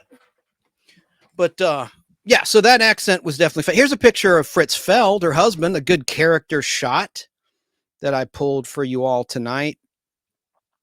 He just was a very interesting person. But they're there. I mean, I'm not trying to be rude. They are an odd couple. I don't know. I mean, but hey, I guess they made beautiful music together. So who am I to judge? I'm not trying to be judgmental. Yeah, I know. Great picture. So I'm going to look up that show, Moonchild. I don't think it's on YouTube.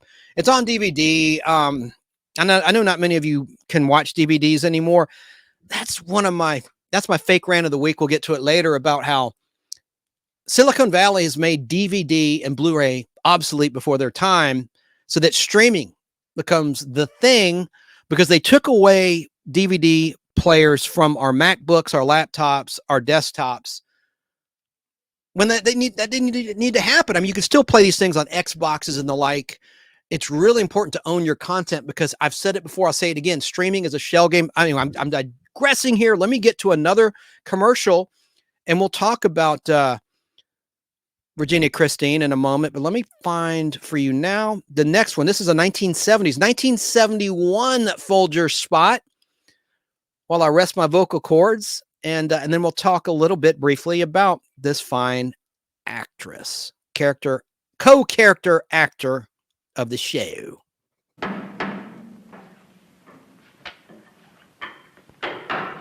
fixed some coffee, David. Want some? What? I said I fixed some coffee. I thought that's what you said. He just knows I can't make a good cup of coffee. Oh, John, did you ever think it might be the coffee you use? What you need is a better coffee. Here. Folgers. Is it different? Yeah, it's blended special. You think David will like it? Oh, sure. Folgers is delicious. It's mountain grown coffee, the richest kind. Okay, I'll try it. Smells great. Honey, you must have done something special. This coffee's good. You see? It's Folgers. You really like it? Yeah. It's so good, I think I'll have another cup. No, the chair can wait. Try Folgers. Mountain grown coffee. Mountain grown for better flavor. Yeah, the quality of that spot is incredible. That's from 16 millimeter film. Not in my collection. That's something that I found. Okay. I did find the email from June Harding. We'll get to that in a minute. I think I need to talk about who Virginia Christine was. Well, Virginia Christine, Fritz Feld's wife, was born Virginia Christine Ricketts back on Friday, March 5th, 1920. And she was a stage, radio, film, television, and voice actress. Though Christine had a long career as a character actress in film and television, she may be best remembered as Mrs. Olsen or the Folgers coffee woman, as you saw in those two commercial spots tonight, or heard if you're listening. She did so many of those television commercials for Folgers during the 1960s, 70s, and 80s. I'm going to play one from 1984 in a moment. Excuse me. And that was after she retired from acting. She was brought back by the Folgers people. Best part of waking up. I'm off key again. I usually can sing it. I have that jingle pulled. We'll just reminisce about that later on tonight. But best part of, I can't sing tonight. I won't embarrass myself anymore. The best part of waking up is, I'll just let the professionals do it. All right. So Virginia Christine Ricketts was born in Stanton, Iowa, of Swedish descent, hence the accent. She did that naturally, but that's not how she sounded in her acting performances on television shows like The Fugitive and Moonchild. Who else is in that episode of Moonchild is the future mayor in Jaws, the original Jaws, Murray Hamilton, as well as one of the actors from the original Alien movie. Oh, and I have a review of the new Alien movie, by the way, later on in the show. It's like 45 seconds long, but I have an expert critic. I'm going to play his review of the new Alien movie. It's in theaters now, was live. Now, in terms of Virginia Christine, upon her mother's remarriage, she changed her last name to Kraft, like Kraft cheese, or Kraft, the owner of the New England Patriots. The family later moved to I'm sorry. I can't pronounce this. I'm not good. Des Moines, Iowa. That's it. The state capital in central Iowa, where fictional Captain Kirk lived. No, I'm from Iowa, only working outer space. Star Trek 4. Where Virginia attended Elmwood Elementary School. The family relocated again to Des Moines. I don't know why I'm having trouble with it, because it looks like an S. Des Moines County, in the southeastern part of the state of Iowa. There, Christine attended Mediopolis High School, where she aspired to be a concert piano player or pianist, I got to say that clearly, pianist. Her family later moved to California, where she enrolled at UCLA. Virginia Christine began working in radio during college. She appeared in 23 episodes of the radio version of Gunsmoke. She debuted in an episode of the radio drama Gunsmoke titled Cholera from December 4th, 1954. And then she did voice work in the episode Poor Pearl, like poor as in destitute, pearl as in a clam, on February 19th, 1955. By the way, who did the voice in the radio Gunsmoke of Marshal Matt Dillon? It was William Conrad, narrator of The Fugitive, and Cannon, and the star of Jake and the Fat Man. Portly gentleman with a great voice. She also did voice work in the radio drama Gunsmoke in the episode Change of Heart, September 3rd, 1955. And she also did the radio voice work for the Gunsmoke episode titled Good Girl, Bad Company from October 8th, 1955. And then the episode Sunny Afternoon from December 4th, 55. The episode Cows and Cribs, May 13th, 1956. Bell's Back, September 9th, 1956. Dirty Bill's Girl. That was the title of the radio drama from October 28th, 1956. And she did the episode Fingered from November 23rd, 1957. She did the episode Tag You're It from October 5th, 1958. And then on September 6th, 1959, she did voice acting in Matt's Decision.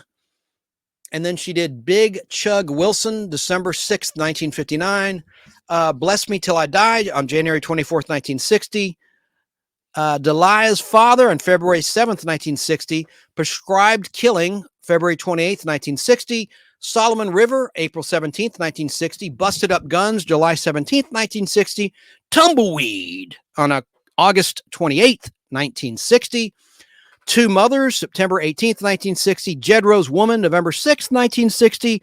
Kitty's Good Neighboring, December 4th, 1960. Love of Money, February 5th, 1961. And Ma's Justice, May 7th, 61. And by the way, the TV show had already started by this point. Now, what I'm reading from the article I found states these are all radio dramas. Now, this might be incorrect information. Some of those might be TV episodes that she acted in. I don't think so. Someone correct me in the chat. If you see, I should pull up before I sign off tonight her IMDb page and see if I see Love of Money on television. But I believe those were all radio dramas. And I believe the radio drama went on continued on as the television show debuted on CBS in the 1950s. So anyway, and it lasted 20 years from 1955 to 1975. Unbelievable how popular Gunsmoke was.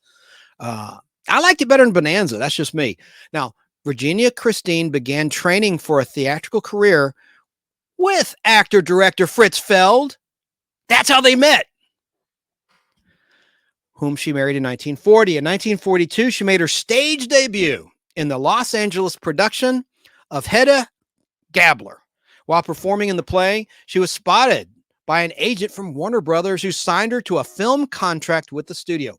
Her first film for Warner Brothers was Edge of Darkness in 1943, in which she played a Norwegian peasant girl. She was dropped by Warner Brothers in 1943 and was signed by Universal Pictures in 1944. That year, Christine had a supporting role in The Mummy's Curse and The Wife of Monte Cristo with her husband, Fritz Feld. And the two went on to appear together in the Western for Texas in 1963. In 1946, Virginia Christine appeared in The Scarlet Horseman, a 13-chapter film serial, which means these were in movie theaters, right? These were like ongoing shorts.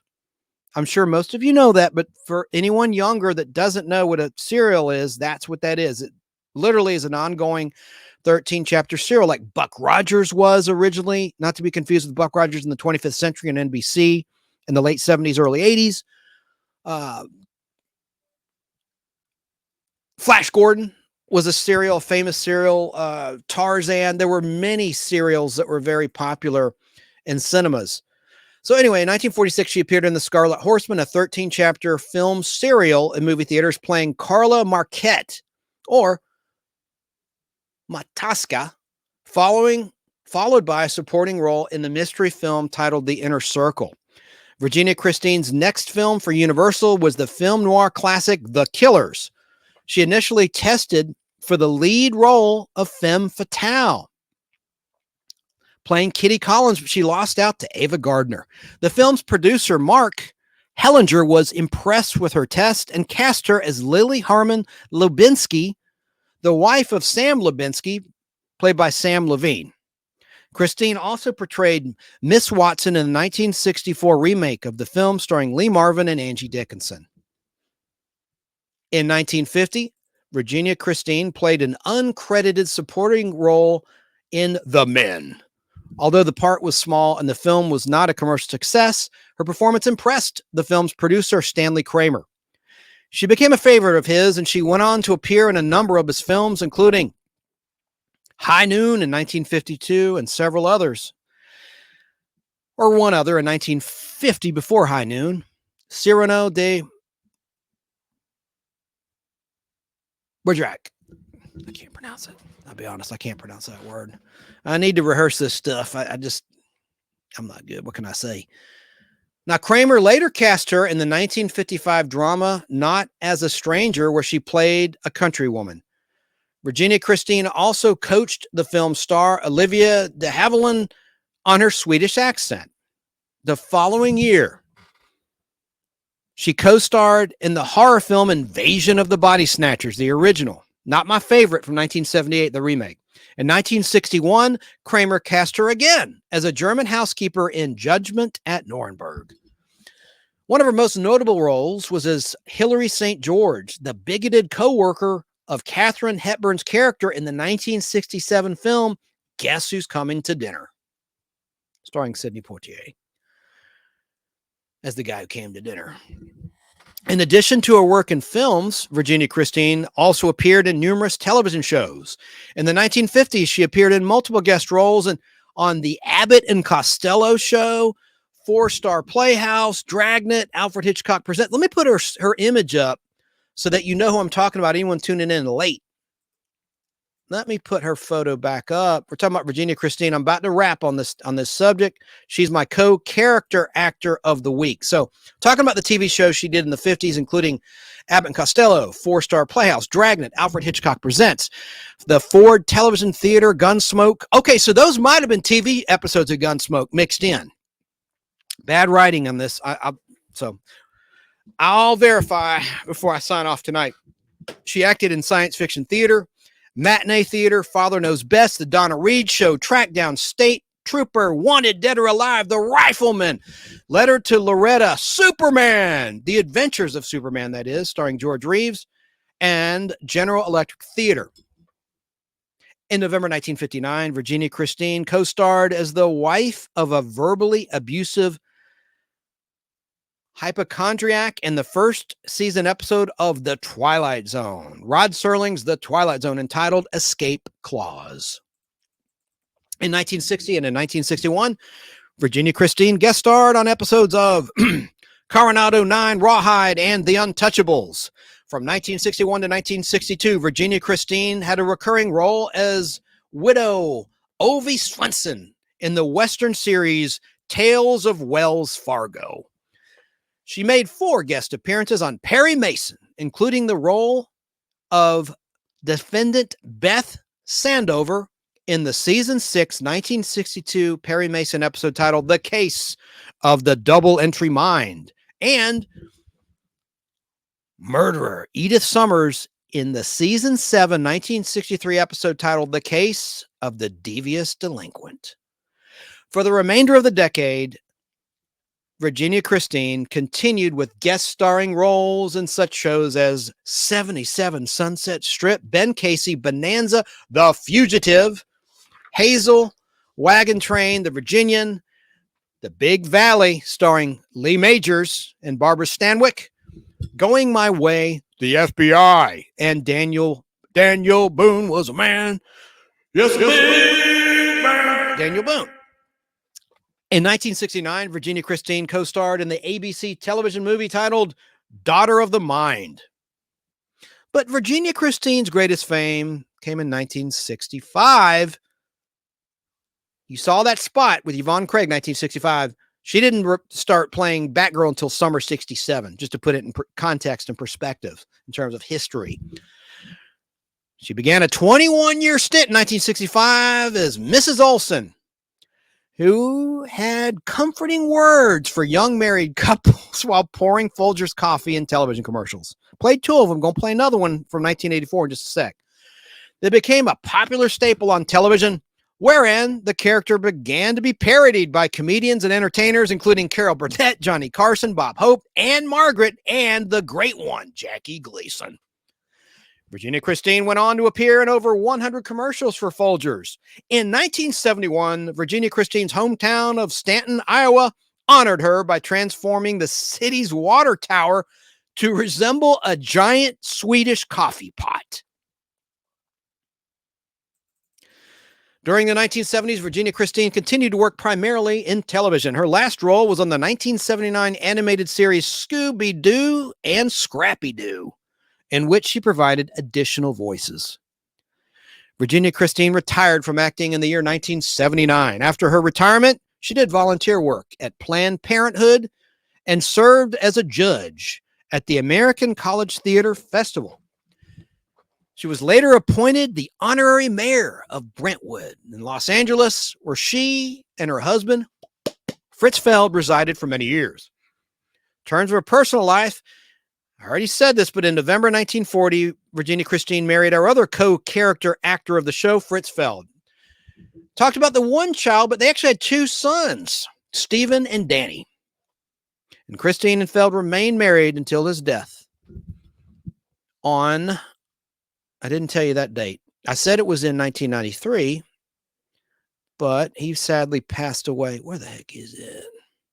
Fritz Feld passed away on Thursday, November 18th, 1993.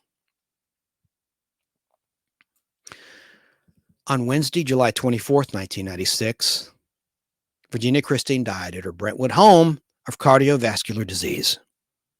And as I said, her internment was at the Jewish Mount Sinai Memorial Park Cemetery in the Hollywood Hills section of Los Angeles. And I know I mispronounced that. I don't know what's wrong with me. I need to enunciate. I need to take some classes or something. Good grief. I am a professional, darn it.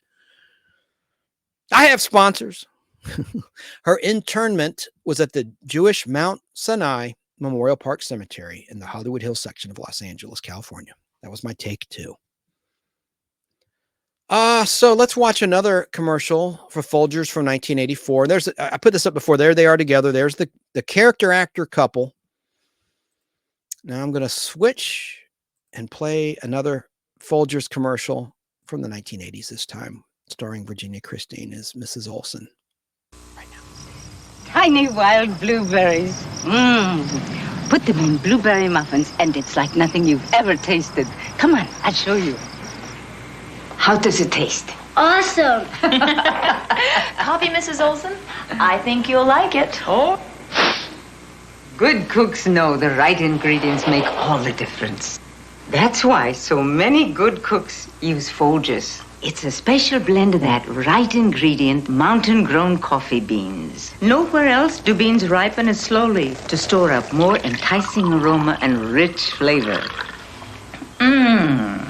Awesome. Folgers. Good cooks know the difference. There you go. Most people, though, remember this jingle. Here's a 30-second jingle for Folgers. Day's looking new and bright, and you're gonna start it right. Folgers starting to brew, the aroma's calling you. The best part of waking up is Folgers in your cup. Mornings are brighter with mountain-grown Folgers because mountain-grown coffee has more enticing aroma than any other kind. The best part of waking up is Folgers in your cup. Enticing. Oh, my camera's screwing up again. Gosh darn it. I am going to blow a gasket live. I don't want to do that. I don't do that anymore. I don't lose my temper. While I regroup, I'm going to read the email from 2009. This is really brief.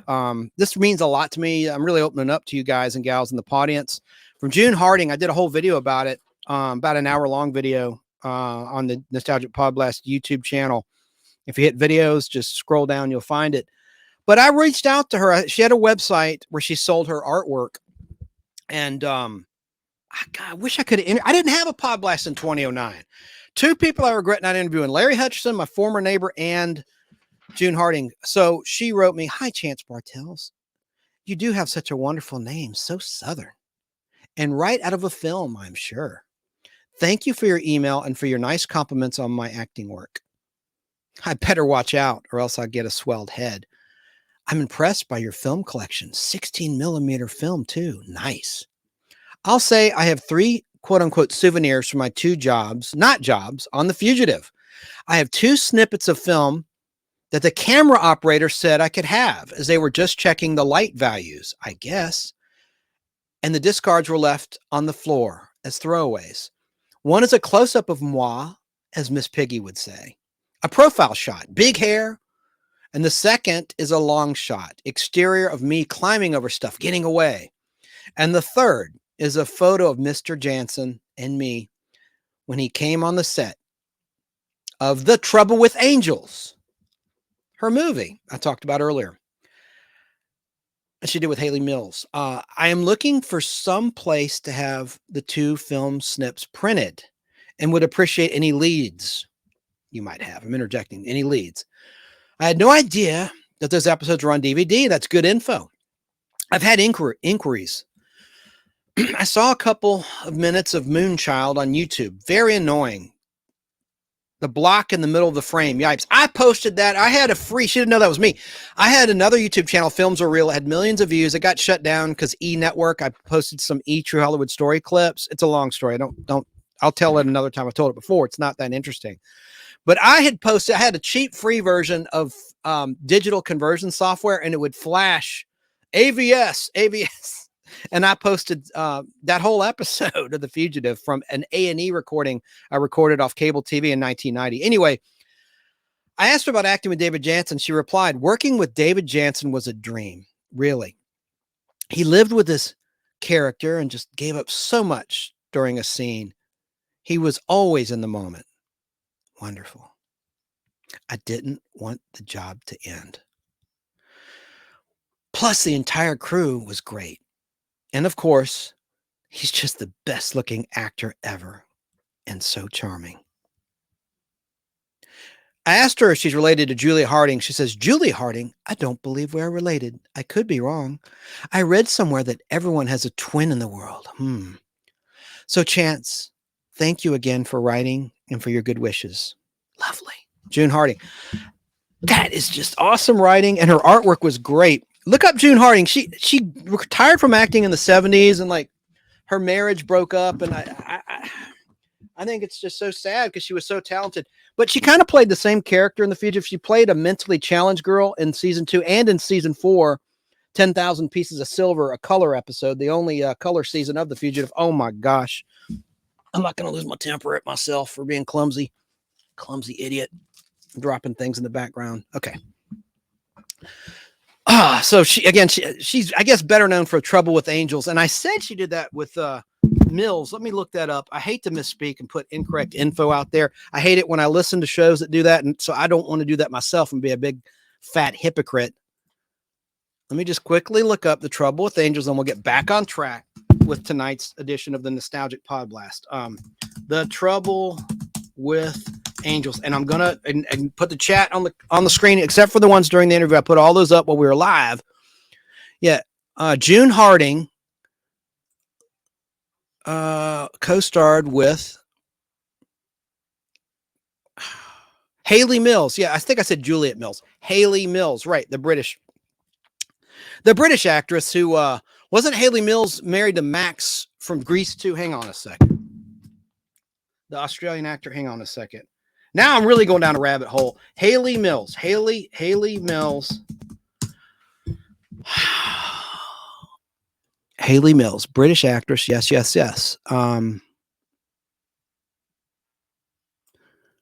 was involved with that much younger man, actor Max, I thought.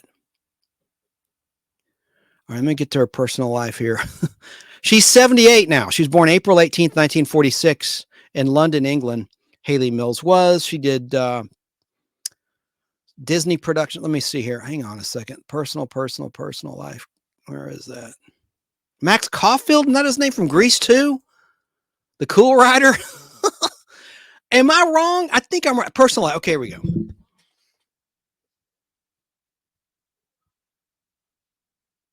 Max, yes, I'm right. I knew it. In 1988, Mills co-edited with then partner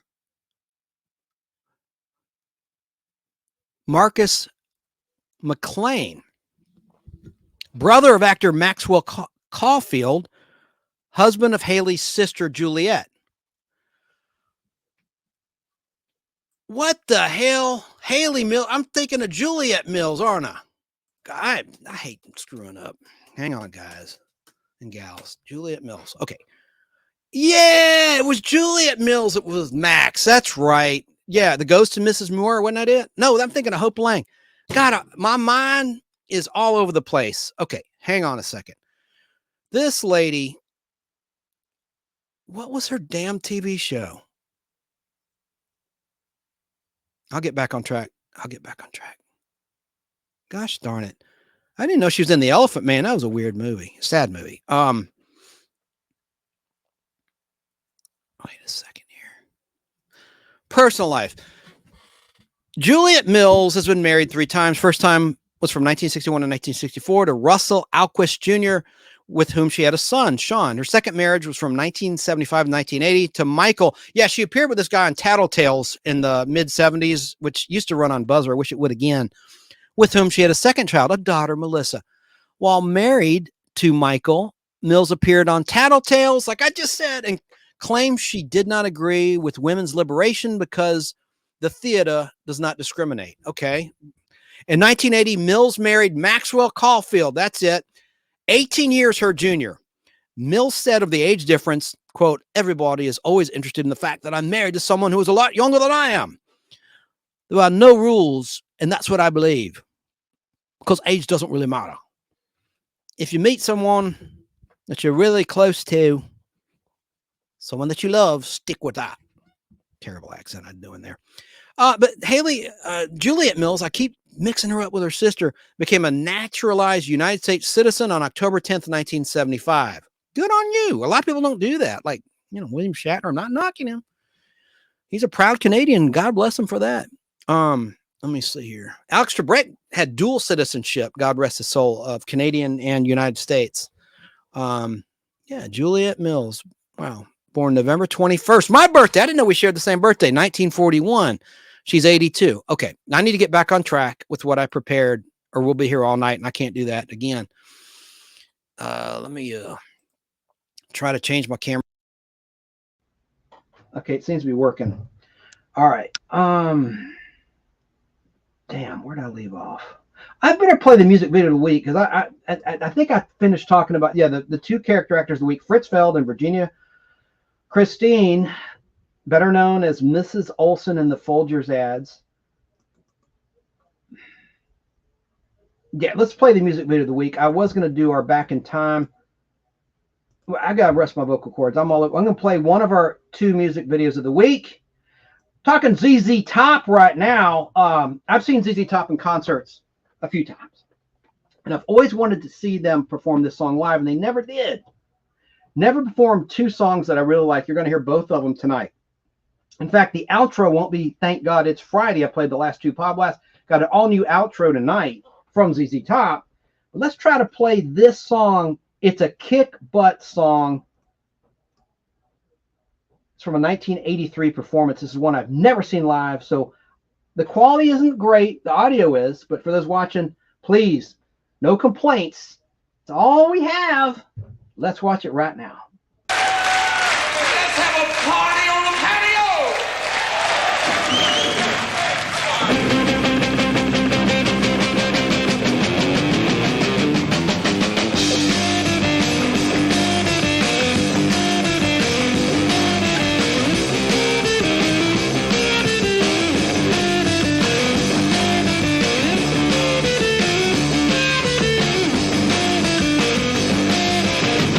Let's see how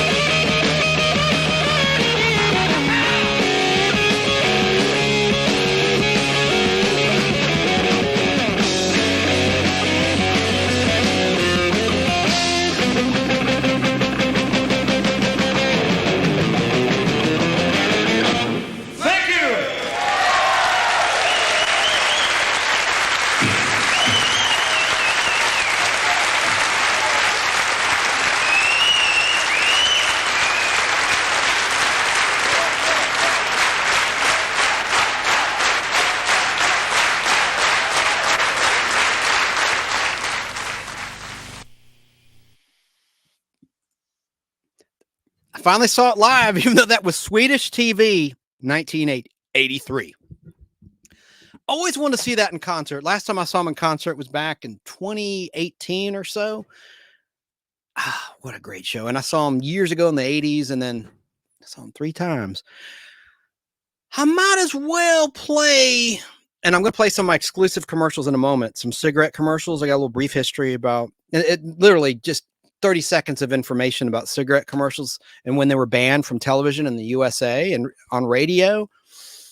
But I think I'll play another ZZ Top song, 3-minute clip, another song I always wanted to hear live. It's 3 minutes long. Like I said, I'm repeating myself. I hate when people repeat themselves again and again and again and again and again. It's the coffee. I'm getting wired off this coffee. It's Folgers.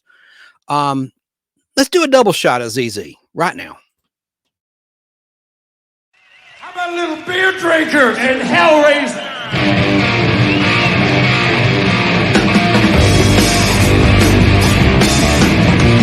If you see me walking down the line with my favorite honky-tonkin' lines, I'll be here around supper time with my can of dinner and my bunch of fine beer drinker, Hellraiser. Yeah. Oh, baby, don't you wanna come with me?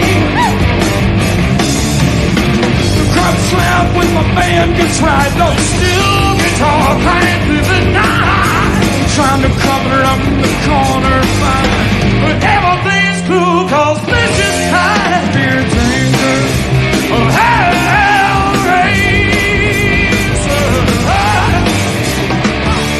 Baby, don't you wanna come with me?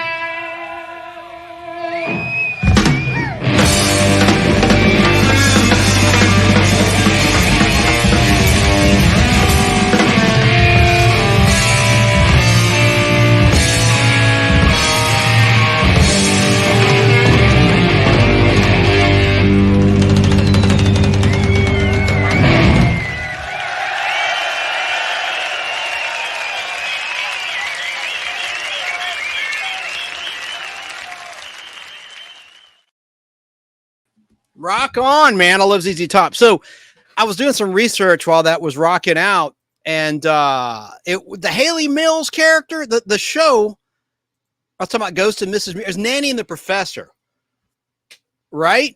And I'm looking up Virginia Christine about those Gunsmoke episodes. I'm just trying to see if those were all radio. I don't think they were all radio dramas that the article claimed they were. I think those were a mix of radio and television Gunsmoke that Virginia Christine was part of.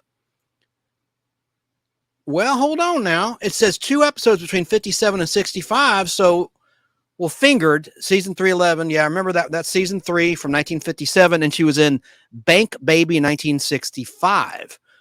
So that was a mix then, if IMDb is correct, of Virginia Christine's acting credits.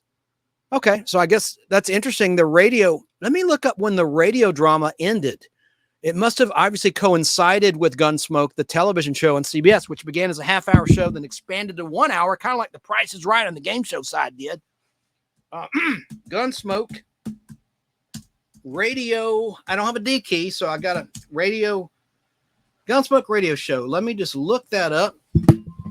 Audience members, and there's a list of radio episodes. Let me just look at the air dates. Yeah, man, they went on into while the television show's on the air until 1961. Looks like there were 480 radio dramas of Gunsmoke. The last one was titled Letter of the Law. And it aired live on the radio June 18th, 1961. Wow. So that was well into the show. The show began in 1955 on TV, fall of 55. And the radio show began with the first episode titled Billy the Kid on April 26th, 1952. Gunsmoke radio drama. I'll be damned with William Conrad playing Marshal Matt Dillon. Yeah. What a great voice. I should have pulled a clip. I've played them before. Now we're going to play some 1970s trivia in just a little bit. And let's see how long we've gone tonight. Then I need to say hey to everybody in the chat. That's long overdue, isn't it? Long overdue. You know, I don't like to play this clip. It's my time machine because we got to go back in time to play trivia a little bit. Yeah, you know what I'm going to do? I'm going to do something new. This is our movie review segment of the Podblast. So this is 45 seconds long. That's where I give an expert movie review. Not me. This is a critic that I found on YouTube. He's reviewing the brand new Alien movie, Alien Romulus, which is in theaters now, is live. This guy rocks. He's so articulate, so detailed. Let's watch this 45-second movie review of Alien Romulus. Alien Romulus is one of the best films this year. It was wild, crazy. Scenes are very intense. Fede Alvarez directing was perfect. The third act, the final 20 minutes were great and everything. And I really enjoyed this film. I can't wait to watch this film again when it comes to streaming and everything. And yeah, this film was crazy. Edge of my seat the whole time watching this movie in the theater tonight. Was great and everything. Performances are solid and everything. Definitely check this movie out in theaters this weekend. Is good. All right. Everything he said, I concur with. I like this guy. I'm not making fun of him. I like him. That's a down-home movie review right there. Now I'm going to play a classic TV opening, which was also a song. Now, Keebler, Sarah, Esmeralda, this might make the channel go down. I hope not. I'm going to roll the dice. But this guy came up, the star of this show, David Naughton, came up. The show only lasted a few weeks, but I love the song. And the opening is so corny, it's disco heaven. So if you hate disco like Danny Staton, you're not going to like this minute and a half I'm fixing to play. As they say in the South, I'm about to play. Let's watch a little bit of Making It. No, first I'm going to play some cheesy commercials I found with some weird jingles. Let's do that first. Yeah. Wait! Get a little closer. Thanks. Don't be shy. Get a little closer with Arid Extra Dry. To get close, I trust Arid. See, when you perspire, you're more than wet. Perspiration can cause odor.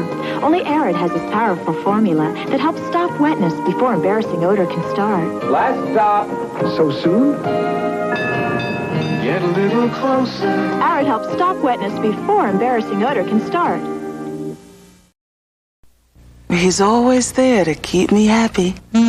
Tidy Bowl Man here, working non-stop night and day to clean and deodorize, even between flushes. It's nice to have a man around the house. The Tidy Bowl Man, always there for you. Remember 15-second spots? That was a short little 15-second commercial. Here's the theme I want to play, the disco laden theme. This is so bad. If the stream goes down, hopefully it'll come back up. I'm just going to roll the dice, say a prayer to the bot gods that this will be okay.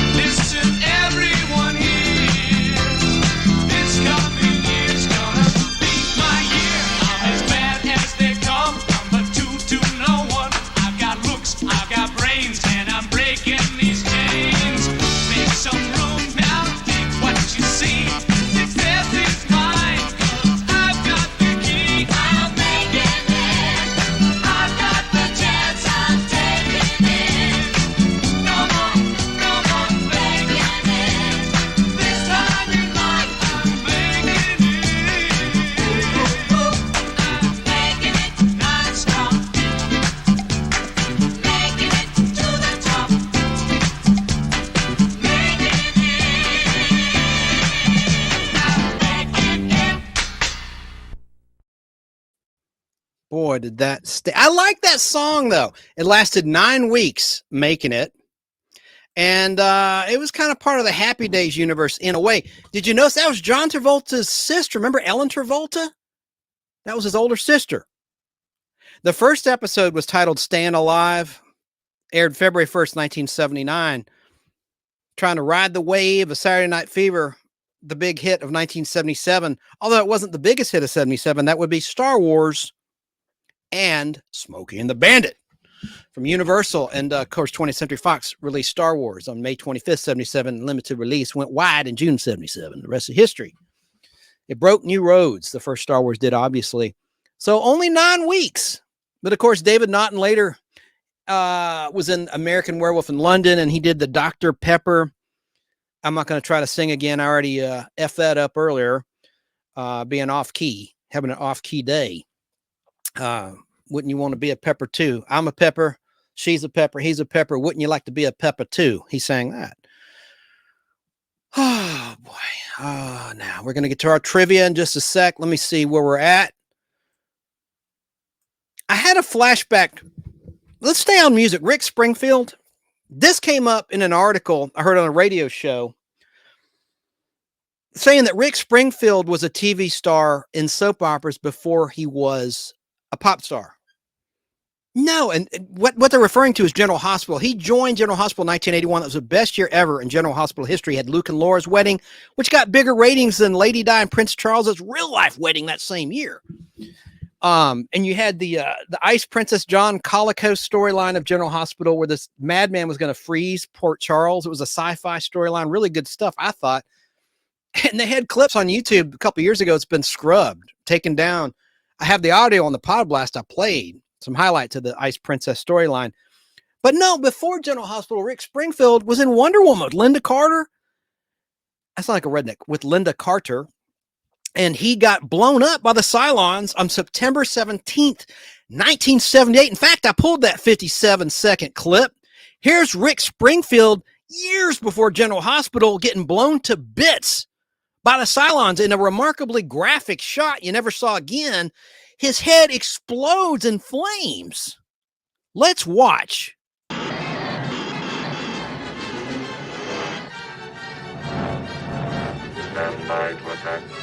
on, baby, not much farther.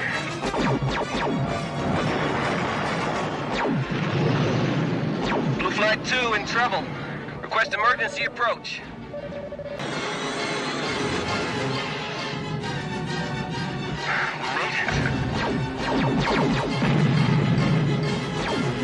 Patrol the fleet. Patrol all the fleet. I need help.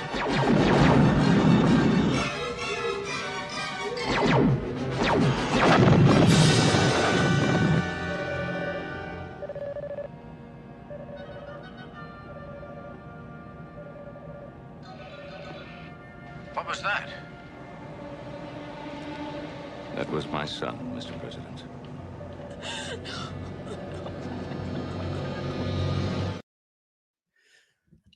How about that acting from Maren Jensen with that ugly cry? That was like the pre-Angelina Jolie, 1978. She retired from acting. She did Deadly Blessing with Doug Barr, whom I've interviewed on the Podblast, who later played Howie in The Fall Guy, which is on Heroes and Icons, HNI, every Thursday from noon to 5 and every Sunday from 6 to 7. They're just wrapping season 4 with Real Trouble, like reel-to-reel film on Sunday, and then they're going to start season 5 on Thursday in early September 2024. So those are starting to get some good numbers too, and replay the Heather Thomas interview I did and Doug Barr here on the Podblast. Now that Fall Guys airing again, people are searching the web for stuff. So good interviews. Unfortunately, they weren't on camera. But who interviewed Maren Jensen is Curtis Lanclow of the Retrozest podcast. She was so rare. People thought she was dead. There was rumors that she gained all this weight, so she went in hiding, and she got a disease. And no. And she was involved and is friends with one of the Eagles. I won't mention names on that. But she started a business is what it was. She focused on other things in her life beyond acting. But she wound up on the Love Boat in season 2 of the Love Boat towards the end. I think she was in the same episode with Richard Anderson. After he'd played Oscar Goldman, he played a one-armed man on the cruise ship with Diana Muldaur, who's hooked on pills. She's a pill addict. And because she feels guilty, she was drunk driving and caused the wreck that caused his arm to get severed in the storyline in that Love Boat episode. But, and I saw Richard Anderson on Wagon Train last Saturday playing another one-armed man from 1959. It aired on April Fool's Day, 1959. Great episode of Wagon Train. I digress. All right, so, I got a retro clip to play, 2 minutes from 1973. The San Diego Comic-Con is in the rearview mirror here in 2024. That came and went last July. Big one, right? We saw the big announcements from James Gunn with the new DC logo, and you saw Robert Downey Jr. announced on stage himself is going to be the new Dr. Doom, the live-action Dr. Doom. And we've seen The Thing, some leaked images of The Thing over in London, England, in the production of the Fantastic Four. But let's flash back to 1973 San Diego Comic-Con with this rare film footage, 2 minutes long, that I found for you guys and gals in the audience. Let's look. It's the best of comics, the best of Superman, the best of Fay Ray, for that matter, or Ray Bradbury, or even Star Trek. It's the San Diego Comic-Con convention. It's a gathering of comic book and science fiction freaks going on now through Sunday at the Sheraton Airport Hotel. Comic books were once looked at for fun, but now profit has entered the picture, like this 1939 edition of Superman, the number 2. It's owned by Mitchell Mady of Carmichael, California. Mitch, how much is this thing worth? I want a minimum of $1,000. What's the most you've ever paid for a comic book? I paid $1,801. What was that? That was for Action Comics 1, the most valuable comic in the world. Where is that now? That is in my safety deposit box and in the bank, insured. For how much? $10,000. If you'd care to believe these folks, the television series Star Trek is still alive in the hearts and minds of millions. These are all San Diego representatives of STAR. Greg, what's STAR stand for? Star Trek Association for Revival. Okay, you brought some of your gear with you. What does this thing do? Well, this is a tricorder. It's a combination sensor, computer, recorder. What is it sensing right now? Well, the presence of human life. Oh, okay. What other sorts of equipment do you have here? Oh, we've brought the communicators with us, which allow us to talk with the ship and other persons on the planet. Mm-hmm. So, if you're a science fiction buff of any kind, or a comic freak for that matter, there's plenty for you here at the Sheraton Airport Hotel. Movie posters have come into their own as an art form, and there are plenty of them here at the ComCon. One person selling them is Sam Chatkin from Fort Worth, Texas, who, when he's not dealing in nostalgia, drives a truck. Sam, how many of these things do you have? About 30,000. What kind of investment does that represent to you? About $8,000 to $10,000. What's your rarest poster? At present, All Quiet on a Western Front. It is from 1930 with Lou Ayres. And the set of 6 sells for approximately $140. Wow. those prices now. I wonder how many of those guys are still around, if they still have that stuff. I think that's pretty interesting footage there. Wow, man. Really funny stuff. Okay. In retrospect, I'm going to play now a cigarette commercial from my collection I unveiled. I'm sorry, Keebler and Sarah and Esmeralda and Danny Staten. You've probably seen it. I think you've commented on it, but I unveiled it. Been in my film vault for years. This is from January 10th, 1967. And you'll notice one of the main MASH actors before he died in a tragic helicopter crash, his character, not the actor, talking to McLean Stevenson, acting the fool, playing a spittoon in a Winston ad. But I like the jingle. But listen, I'm going to give a disclaimer. Don't smoke. If you can, the carcinogens, the tar, the nicotine, it's the most addictive thing there is up there with drugs I'm not going to mention on this family show. Don't do it. I used to smoke. I quit in September 2010. I went 3 days without nicotine in my system when I had the flu, and I shook the hold nicotine had over me back then, and I never looked back. So that's my tip. You don't need to get a patch. If you get a cold where you physically can't smoke, you can kick the habit on your own without paying money to somebody else. That's what I did. If I can do it, you can do it too, because I have an addictive personality. Now let's watch this Winston ad from January 10th, 67. It's a minute long. And you'll notice the end. This print of mine in my collection, it's funny. The ads are in color, but the show, which was in color when it aired, it's a black and white of color print. So you'll see just a little bit of the end of the act. Let's watch it now. This is from the very first episode of The Invaders from January 10th, 1967. This aired between 10 and 11 p.m. on Tuesday, January 10th, 1967 on the ABC television network.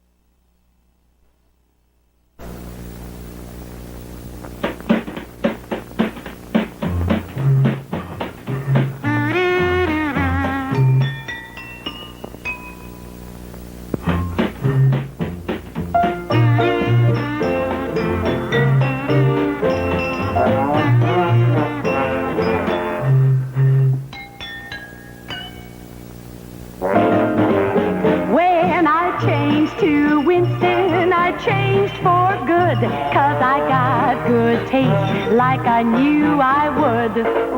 Winston tastes good like it should. When you change to Winston, you'll change for good. 'Cause Winston tastes good like a cigarette should. Like your cigarette should. Winston tastes good like a cigarette should.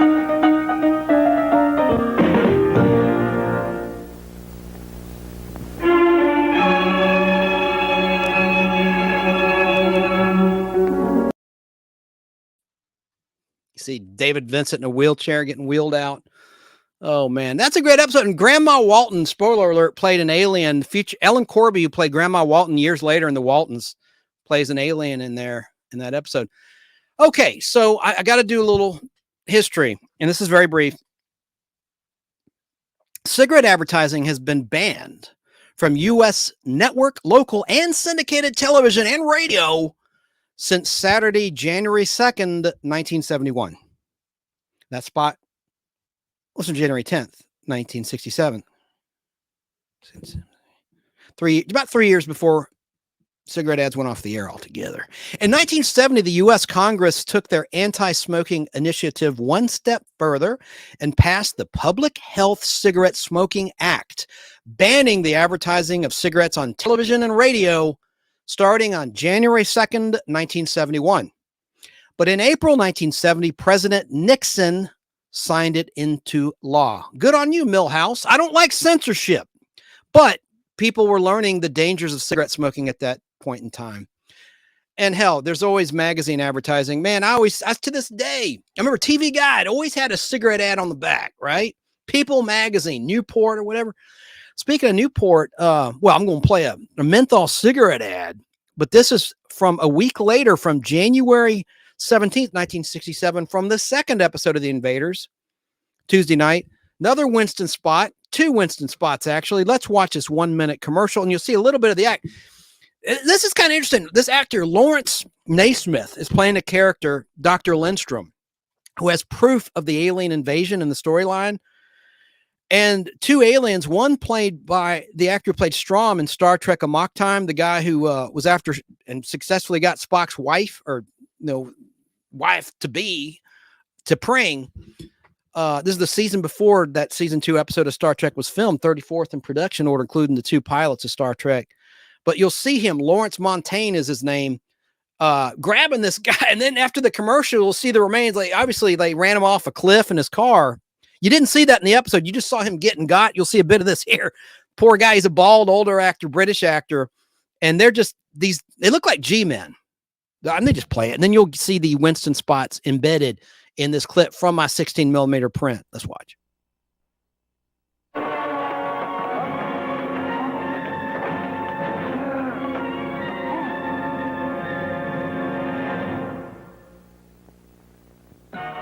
It's not how long you make it. It's how you make it long. New Super King Size Winston. The length extra long. The taste extra good, like only a Winston could. Because it's not how long you make it. It's how you make it long. pick up the new tall gold and red pack today. And now for you menthol smokers. Winston comes up with a fresh idea. A Winston menthol in the Super King size. An extra long cigarette.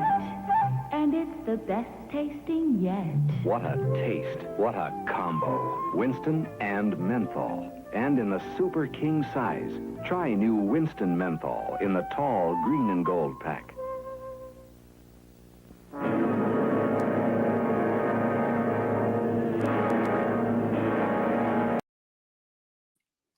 Poor Dr. Lindstrom, right? There's this vehicle.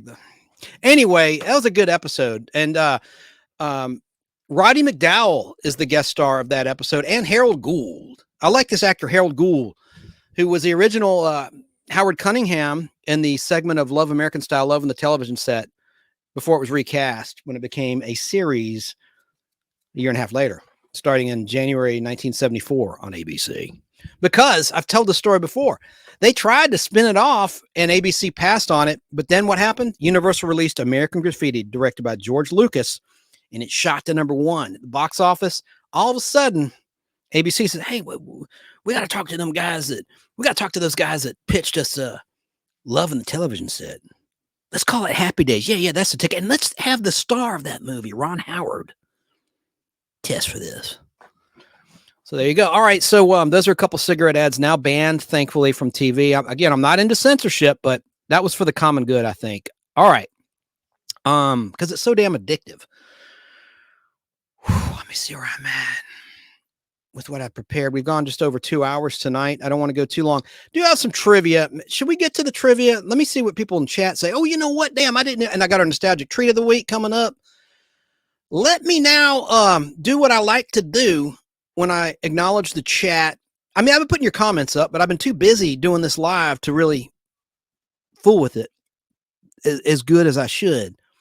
So let me play our little thing. You have a good day today, friends. Yeah. I did. I had a Superman day. You had a Superman day. Well, I'm glad to hear that. Spider-Man day. Good. I'm glad to hear that. Well, you know what? Wait. You know what time it is? It's time for me to see the friends at home in the magic mirror. Romper bumper, stomper boo, tell me, do. Magic mirror, tell me today, did all my friends have fun at play?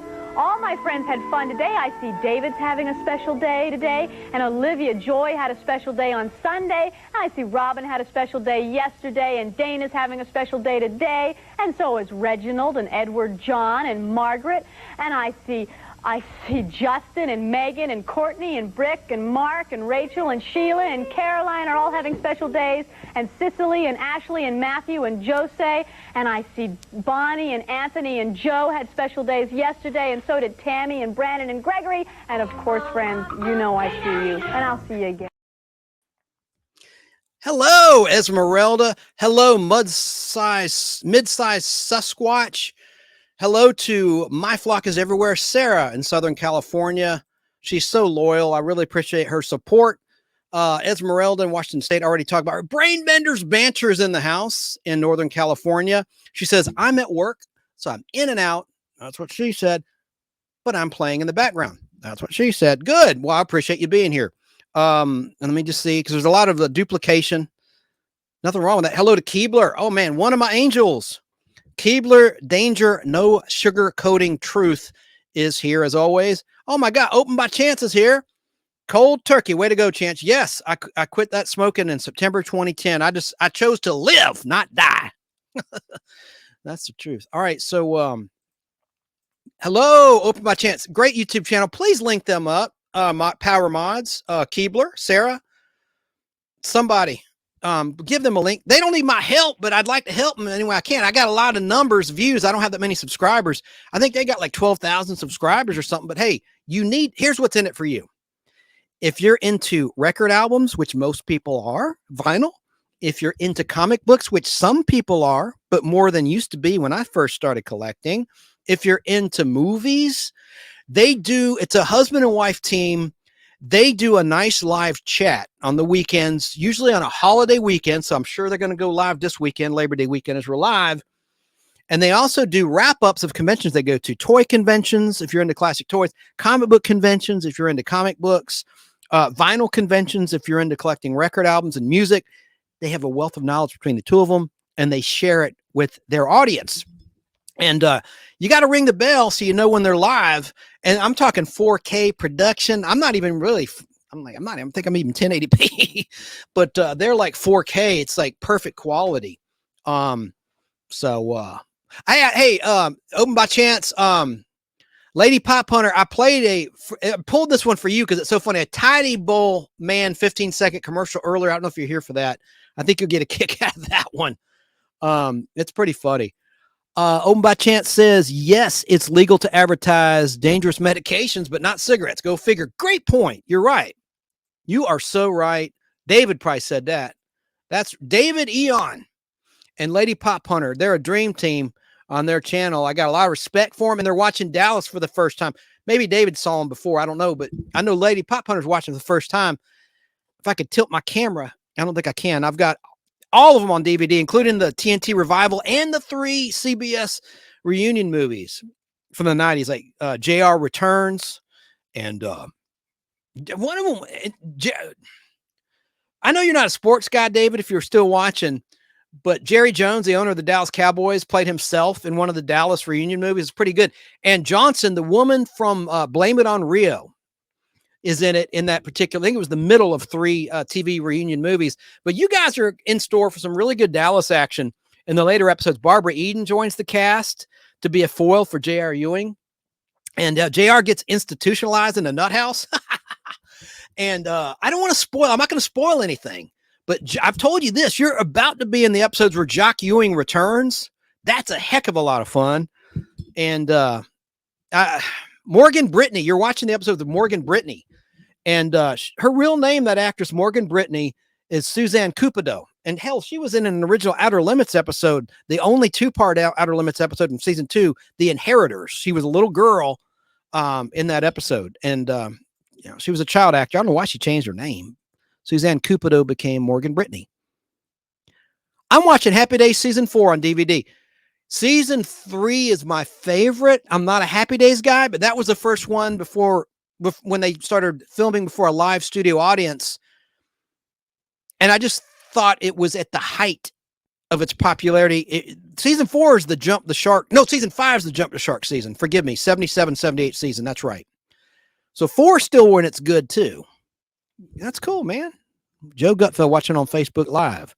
Do the trivia. Okay. All of these wrenches. Yeah. Please, somebody link them up. They're so good to me. Keebler says Chance needs a lot of wrenches. Chance has a lot of bathrooms. It's too much for one person to do. Yeah. Go Mets. Hey, man, I'm a Braves fan. Braves did lose. I saw your comment. Will the Braves lose? They lost last night. Heartbreaker. They were winning, and they blew it. The relief pitching blew it for the Braves against the Phillies. Appreciate you, Chance. Well, I appreciate y'all. And I hope to. I have for them a bunch of stuff, and we need to give them, not hold back, sealed Superman the Movie Extended Cut. This is the 3-hour long TV version. I think I offended K Moonin the other day in chat. I don't see K Moonin out there. He's one of your people that came to my channel, but I was in a weird mood making funny comments. I think he got like weirded out. I don't know. Anyway, that's a 3-hour, 8-minute version of Superman the movie in widescreen. Your gift sealed along with the special edition. No, this is the one you want to see. Trust me. And it's uncensored. There's an extended scene with the word GD, and not a word I like. But what was interesting about that, when the 3-hour version aired in 1994 on WGNX 46 in Atlanta, they bleeped GD. When it aired in LA on KTLA, they left it in. It's kind of a tale of two coasts, right?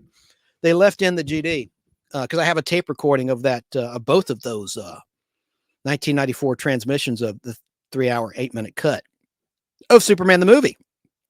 Joe Gutfeld, I like to win that. Oh, what, the Superman the movie? That's not one of the prizes. That's for Open by Chance. I already promised it to him and some other stuff. All right. So Esmeralda says 3 hours of Superman. That would be torture for me, but my husband would love it. It's not that bad, but you could break it down into halves. In 1982, when it aired, they didn't air all these scenes. The ABC, it was extended, but they had a 2-night event in February 1982, sponsored by Atari. And you can see the opening on YouTube of that. So watch it in stages. Watch it in 2 parts. Will you be at Joe Lanta? Nah, see, I don't do the toy conventions. I'm sorry, I won't be there. We have asked to help host. We'll be there all 3 days. I want to support, believe me, in person, like I tried to on your channel, but no, I'm not going to. I love toys. Toys is your bag primarily. I'm a comic book guy. And right now, I mean, I've got so much on my plate with that collection I bought and this other collection.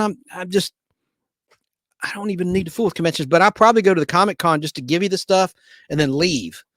So I ain't gonna be at Joe Lanta. I'm sorry. I won't be at Joe Lanta. I'm sorry. You know, I'm gonna play this for you. This joke. Why are you there?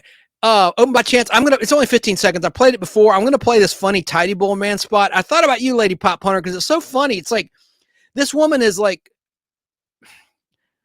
believe me, nothing's implied here. And we gotta play later, we're going to play Soul Survivor. Oh, I can do that next after I play this 15-second clip where I name a sitcom and you try to think of the soul surviving cast member. Last time it was Gilligan's Island. Soul surviving member is Tina Louise, who played the original Ginger on Gilligan's Island. And I played a clip of her from August of 2024 promoting her new book. So I have a clip of this soul surviving actor, a recent one, but it's within the last 6 years. But this person's up there in age. Where is that clip? Yeah, this is it. Yeah, check this out, Lady Pop Hunter and David. He's always there to keep me happy. Tidy Bowl Man here, working non-stop night and day to clean and deodorize, even between flushes. It's nice to have a man around the house. The Tidy Bowl Man, always there for you. What the heck is up with that? I mean, geez, that's weird. All right, well, let's just get to our game. And so I have a little intro. I can't play the whole song because my channel went down the last time I did. It's a new segment that I call Soul Survivor. So let's play the intro music. If I could find it. Yeah, here it is. Here we go.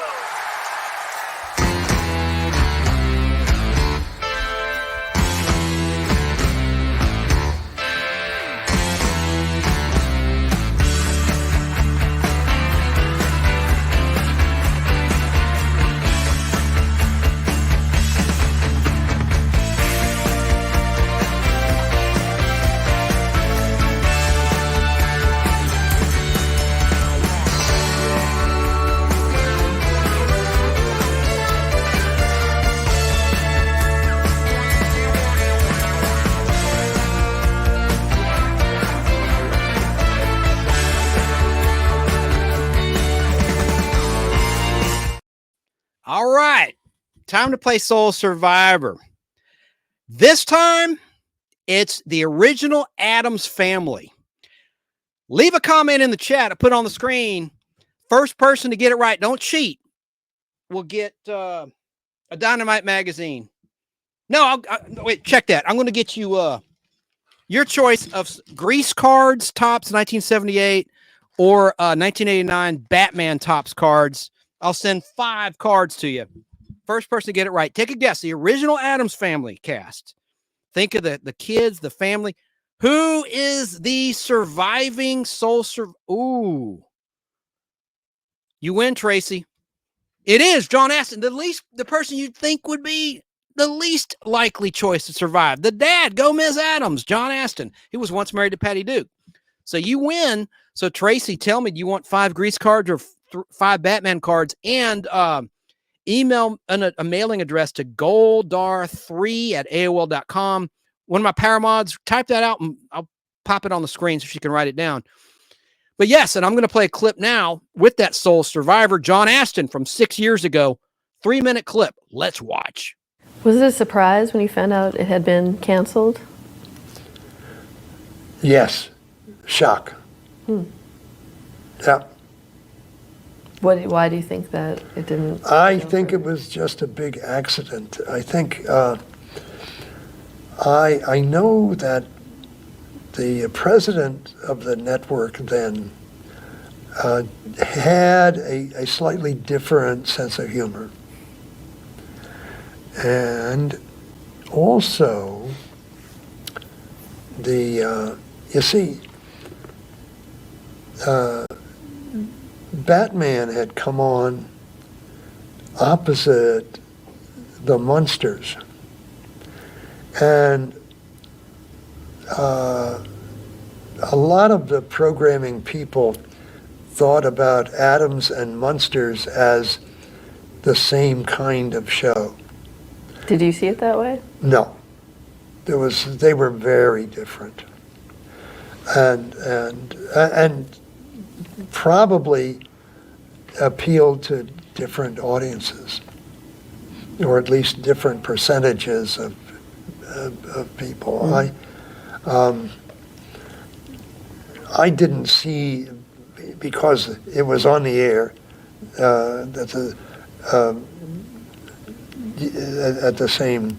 during the same period, not time period, but period of years, they were on at the same time. And when you're doing a show, you're so darn busy. You don't really have time to, sometimes even to watch your own show. So I didn't see the Munsters until many years later. And then it would just be, I'd catch an episode or something and see it. But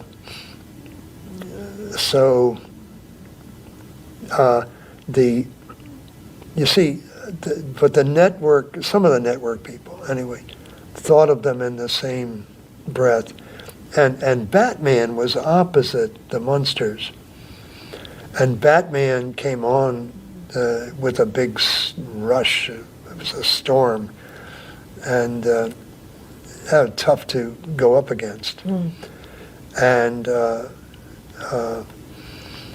they thought that eventually I think there's some thinking that the Addams Family would go away. Well. And lots of places were programming it in prime time. Not just in reruns, right. In rerun time, but prime time. Right. And it was very successful. I mean, it's still going somewhere. Kind of slow there, but he is in his 90s. It's like, say it. No, I was kidding. That's true. But let me tell you his age now. So John Astin, knock on wood, these people are dropping off left and right. I mean, it's sad when our icons that we grew up with pass away, but they're immortal on film and video and Blu-ray and streaming. And of course, well, that's part of my fake rant of the week. The streaming gods, they giveth and they taketh away. It's a shell game. We'll talk about it, but got to get back to some more trivia here in a minute. 1970s trivia, continue our game. But John Astin, I should have pulled this up. I was in such a hurry to get with our guest. And by the way, if you tuned in late, had a great guest. She has a gallery in Los Angeles, California, of animated cells from your favorite Disney pictures and The Simpsons. If you want to see that interview, it's 1 hour long. Really great guest. Okay. John Astin is 94 years of age presently. Wow.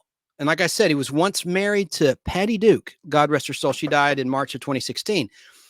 But John Astin was born March 30th, 1930. So he just turned 94 about 6 months ago as we're live. He's been married a bunch of times. He has 5 kids, including Sean and Mackenzie Astin. Of course, he's not the biological father of Sean Astin. That was Michael Tell, someone that Patty Duke was subletting her apartment to in New York. I think New York. It might have been California. Anyway, somewhere. And she got knocked up with Sean. He did biological testing to find out that he's not the biological son of John Astin. Not that it matters, but so and he was married to Patty Duke from 1972 until 1985. God bless him. The original Gomez Addams. And hey, Raul Julia's not alive. I like the movie Gomez Addams, right? And it's just amazing that he outlived the movie Gomez Addams. But there you go. So let's get back on track now. I think I'll play this. I once submitted a headline to Jay Leno. Forgive me, my regulars. I posted this on my channel already as a premiere. But for those that didn't see it, it was a segment called Headlines from 1995, where if there was a misprint in print, you mailed it in, and if you're lucky, Jay Leno would read it on the air. I was working college job at Big B drugstore as a stock boy and cashier, and they had little sales tags, little yellow sales tags, and there was one with a serious mistake. And I'm going to play that right now, this headline in this clip. It's the whole segment, 7 minutes long, but it's pretty funny. Look at these other headlines, including mine. Unfortunately, they don't say the name. Sometimes he would say the names of the people that submitted these things. Didn't say my name, but it was me. Big B drugstore. Look for that one. Look for the yellow tag. The panty liner tag. That's mine. Let's watch. Thank you, folks. Many exciting elements on tonight's program, but it is Monday night, and again, you do not mess with tradition. That means it's time for headlines, ladies and gentlemen. Headlines.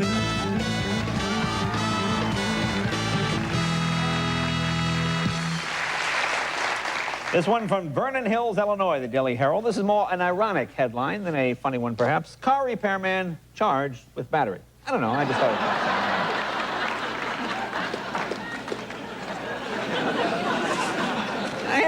Here's something interesting. It says, all bras 30% off. Now, I'll show you the ad. And then look closely. It says, look, there's the presidential seal. So apparently Clinton's somehow involved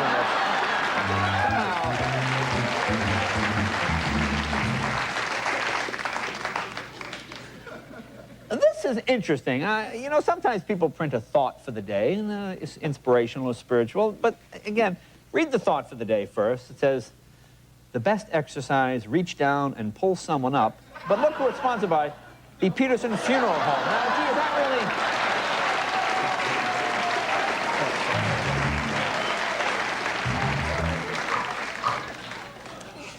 really... Gee, here's something. I would be very careful. I think the Board of Health might want to get involved in this. Where is this from?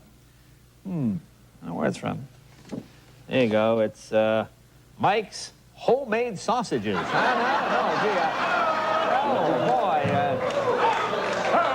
Oh, please, just wash your hands, will you? Thank you very much. Here you go, folks. There's pet evaporated milk. Get skim or bilingual. Skim or bilingual. Lucky stores. Lucky is a popular supermarket chain out here. Sometimes they have their own brand of products. You've seen that in your stores. Sometimes it works, sometimes it doesn't. Take a look at this one. 99 cents for the Lucky Enema. There you go, folks. Lucky Enema, 99 cents.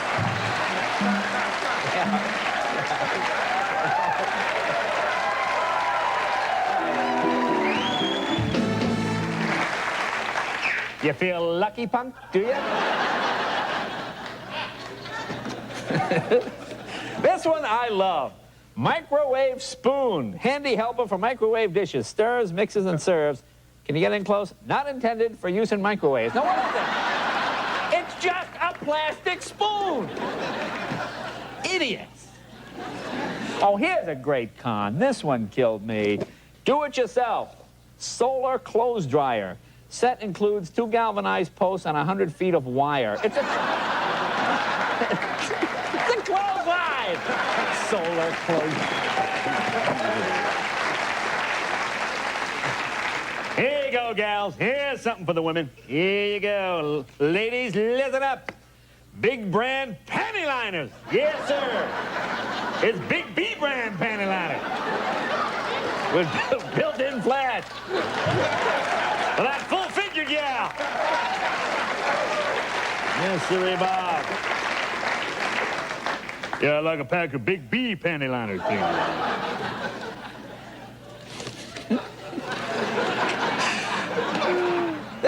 This is from Albany, New York. You know, they're reinstating the death penalty up there, whether you agree or disagree, but it says, what will we do with death row? But apparently they haven't had one in a while. Look at it. We haven't had a death row in a long time. We should make sure it's done right and nobody gets hurt. And I think that's the important thing.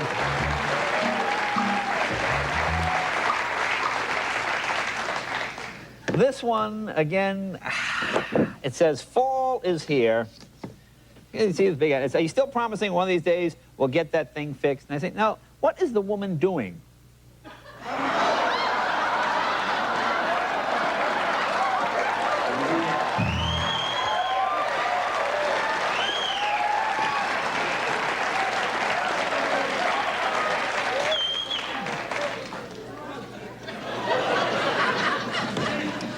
Here's So Sure air freshener floral scent. But look at the directions. Caution, vapor harmful. Here's a poorly worded sentence. Lost, small family, inside cat. Boy, that must be a very small family. Here is a large sofa, 9-foot sofa, comes in 2 4-foot sections. You might want to check that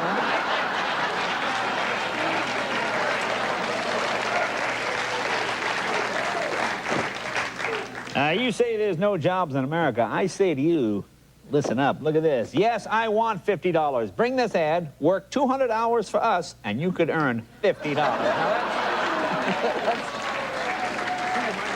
we're talking 25 cents an hour there. What is that? What are you telling me, Mike? One more. All right, well, 2 more. I always get my 2 more. My action, you know, is this... Well, this is New England, Albany, New York. I love people that fight their own private little battles. They have an argument. They never let it go. They take it to the end. These are names in the phone book. Look what this guy had his name changed to. Can you, just to show you it's real, can you get down? This guy had his name changed to Screwed by the Phone Company, Inc.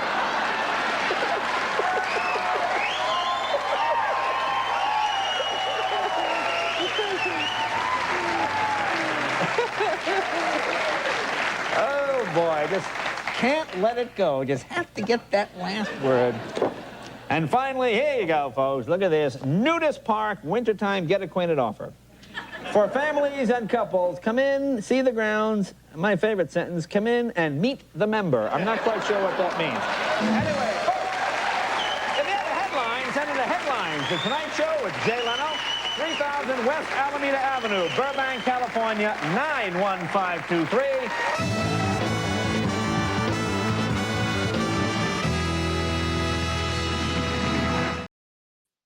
There you go. I taped that back in 1995 when it aired.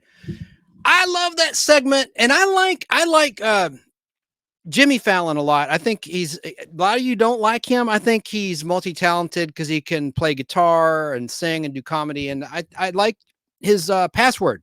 His new Password show on NBC is a lot of fun with Keke Palmer as host. I was critical of Keke Palmer as a host, just I guess because I'm used to basically old white dudes, but she's done a fine job. She really has. She's great.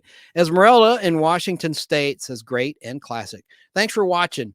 Now, it's a little dissension in the chat. Sarah in Southern California says Conan is better than Jay Leno. Keebler disagrees, says Conan stunk. Okay. Well, I'll let you hash that one out, ladies. Got a 30-second spot for Bewitched. The reason I'm playing all these Bewitched clips the last couple Podblasts, it's the 60th anniversary of Bewitched in September 2024, because it debuted in September 1964. Going to do a Bewitched blowout. So I'm sort of teasing it. Now, here's a 30-second commercial. This was one of the sponsors of Bewitched. Nothing implied here, so don't send letters or comments. I think it's just a funny spot with Darren and his boss, Larry Tate, having some pancakes. Let's watch. It's great that we'll be doing the advertising for new Aunt Jemima syrup. Yeah, handy handle, and this drip-proof spout really works. But we need a slogan that says, at last there's a syrup as good as Aunt Jemima pancakes. When you're out of Aunt Jemima, you're out of syrup. Aunt Jemima's syrup tastes good, like a syrup should. I got it! Aunt Jemima, what took you so long? Clever boys. See that take on the Winston? See how it all things always flow together here on the Nostalgic Podblast, because I played the Winston cigarette ads. Winston tastes good like a cigarette should. You heard Larry Tate doing a play on that, or whoever wrote that spot did a play on that jingle.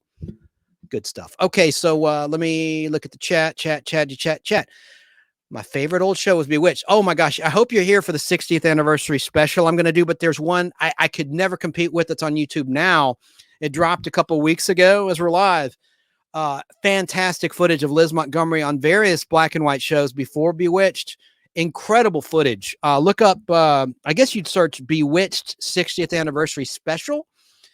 And I agree, Tracy. I love David Letterman. I'm a Letterman guy. I would record it when it was new on NBC on the VCR so I could watch it when I got home from school, because I couldn't stay up that late. Sometimes I would. I'd show up with dark circles under my eyes when I'm in middle school watching Letterman. And I love David Letterman. I wish he'd come out of retirement. He kind of has on Netflix specials and the like. And the YouTube channel, simply called Letterman, is worth a subscribe as well. And I used to air interview clips before that YouTube channel came along, and I thought, dude, he might get pissed. Worldwide Pants, his production company and all that, if I pulled those clips. So I stopped doing that, even though there's so much great archival footage of interviews that Dave did with so many great stars. As they unfortunately pop off from this earth, the Letterman YouTube people will almost instantly, it seems, find that interview that Dave did, whether it was on NBC or CBS, and post it on the YouTube channel. It's very impressive stuff. Yep. So better get back to my script and back to the trivia. Some of y'all been hanging a long time. Let's try some trivia. I was going to open the time machine. I'll open the time machine. It's just a minute long. It'll make my this whole show blocked in some country, so I won't do it. You know what? Executive decision. Why do that, right? Why have it blocked even in Russia? No, I want Melissa, Debbie Weiss, my guest, to be seen around the world on this show. Anyone who tunes in around the world. So I won't play it. Normally I would play, and it shouldn't be blocked anyway. It's a cover of the 2001 movie theme. And I usually play that to activate the time machine if we go back to the 1970s, but I won't do that. You know, it's the...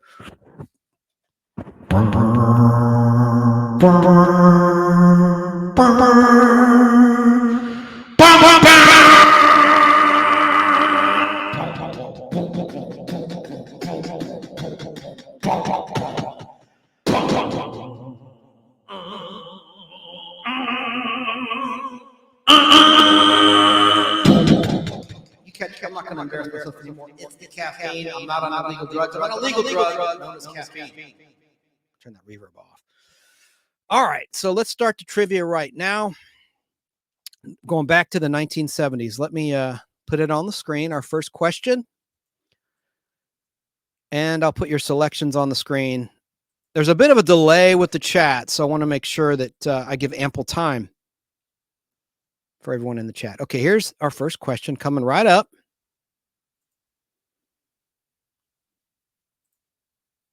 In what American city did the Legionnaire's disease tragedy of 1976, resulting in 28 deaths, take place in? I will give you your choices. It's multiple choice.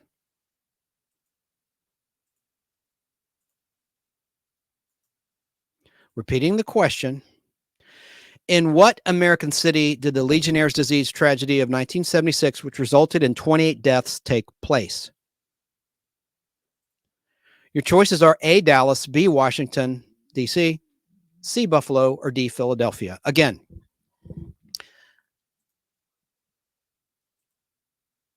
oh, damn, it jumped. In what American city did the Legionnaire's disease tragedy of 1976, which resulted in 28 deaths, take place? Your choices are, God bless America, it's jumped again. A, Dallas, B, Washington, D.C., C, Buffalo, or D, Philadelphia. Now we have some answers coming in. Esmeralda guessed D, Philadelphia. So did Sarah, D. Keebler guessed B, which is Washington, D.C. And Mr. Gutfeld, watching on Facebook Live, also chose Philadelphia, who are playing my Atlanta Braves as we're live right now. D. Are the Braves losing or winning, Mr. Gutfeld, right now? I could check, but just let me know in the chat. Well, let's reveal the answer. The answer is D, Philadelphia, correct. In 1976, an outbreak of Legionnaire's disease occurred in the American Legion Convention in Philadelphia, Pennsylvania.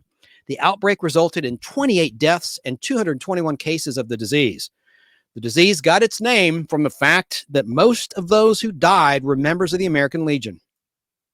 Wow.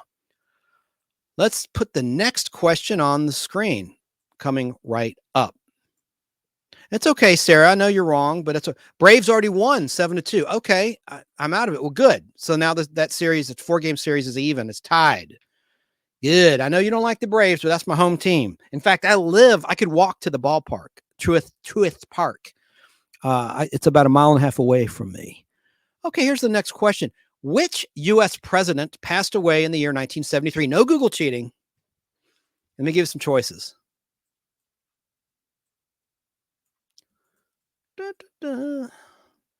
It's kind of an easy question. Is it not?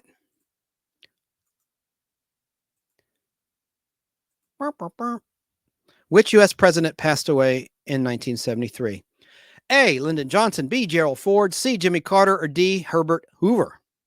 What say you? Jimmy Carter, God rest his soul, I'm glad he's still with us. I mean, he's been in hospice for 2 years. I'm glad. Okay, Esmeralda guessed D, Herbert Hoover. The question again, and so did Sarah Myflock. She seems to be copying Esmeralda with each answer. Oh, crud. Which U.S. president passed away in the year 1973? Wow. So we have some dissension because Joe Gutfeld guessed Lyndon Johnson, which is selection A. Or B, Gerald Ford, C, Jimmy Carter, D, Herbert Hoover. Well, I'll reveal the answer right now because we got to hurry along. I'm trying to keep the show to under 3 hours if I can. You are correct again, Mr. Gutfeld. Lyndon Baines Johnson, the 36th president of the United States, passed away on January 22nd, 1973 in Johnson City, Texas, at the age of 64 from a heart attack. He had served his country for over 30 years in government and was the architect of some of the most significant federal social welfare programs, such as the Civil Rights Act of 1964 and the War on Poverty. Let's get to another question. And we're going to 1979, the latter end of the 1970s decade with this one. I'll put it on the screen right now and read it for the listeners. In 1979, which country experienced a revolution that ousted the pro-U.S. Shah? So easy. Oh, Tracy's leaving. I didn't see that. Good night, everyone. Rest well. I hope you're 100% healthy. I know you've had some health things you shared in chat here and in other groups we're both members of. So I hope you're having a good long weekend. So let me give you your choices here. This is just too easy, though. I mean, this one's like kind of a no-brainer. I shouldn't say that, though, because you got Sarah out there. I'm kidding, Sarah. I'm kidding. I'm going to let you come up and get revenge. I'll give you the link in a minute privately. Here's your choices. A, Saudi Arabia, B, Egypt, C, Iraq, or D, Iran. And the question was, in 1979, which country experienced a revolution that ousted the pro-U.S. Shah? Is it A, Saudi Arabia, B, Egypt, C, Iraq, or D, Iran?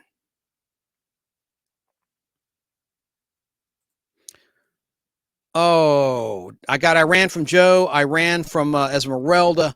And I ran so far away. And you are correct. In 1979, the Iranian Revolution saw the overthrow of the pro-Western Shah of Iran, Mohammad Reza Pahlavi, who had been in power for nearly 70 years. That's crazy. The revolution was led by Ayatollah Khomeini, which resulted in the establishment of the Islamic Republic of Iran. The revolution had a major impact on the country, the region, and international relations, particularly with the United States. It reversed the gains made in women's rights and infrastructure development and caused a shift in foreign policy. That's the origin of Nightline with Ted Koppel. It was created to cover the U.S. hostage situation in Iran. Oh, so easy. Here's another easy one. Let me put it on the screen. This is a presidential question, actually a vice presidential question. Coming right up. Who was vice president of the United States in 1978?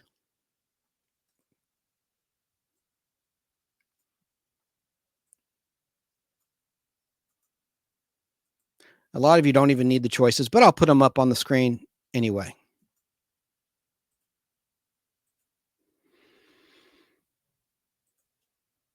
A, Mario Cuomo.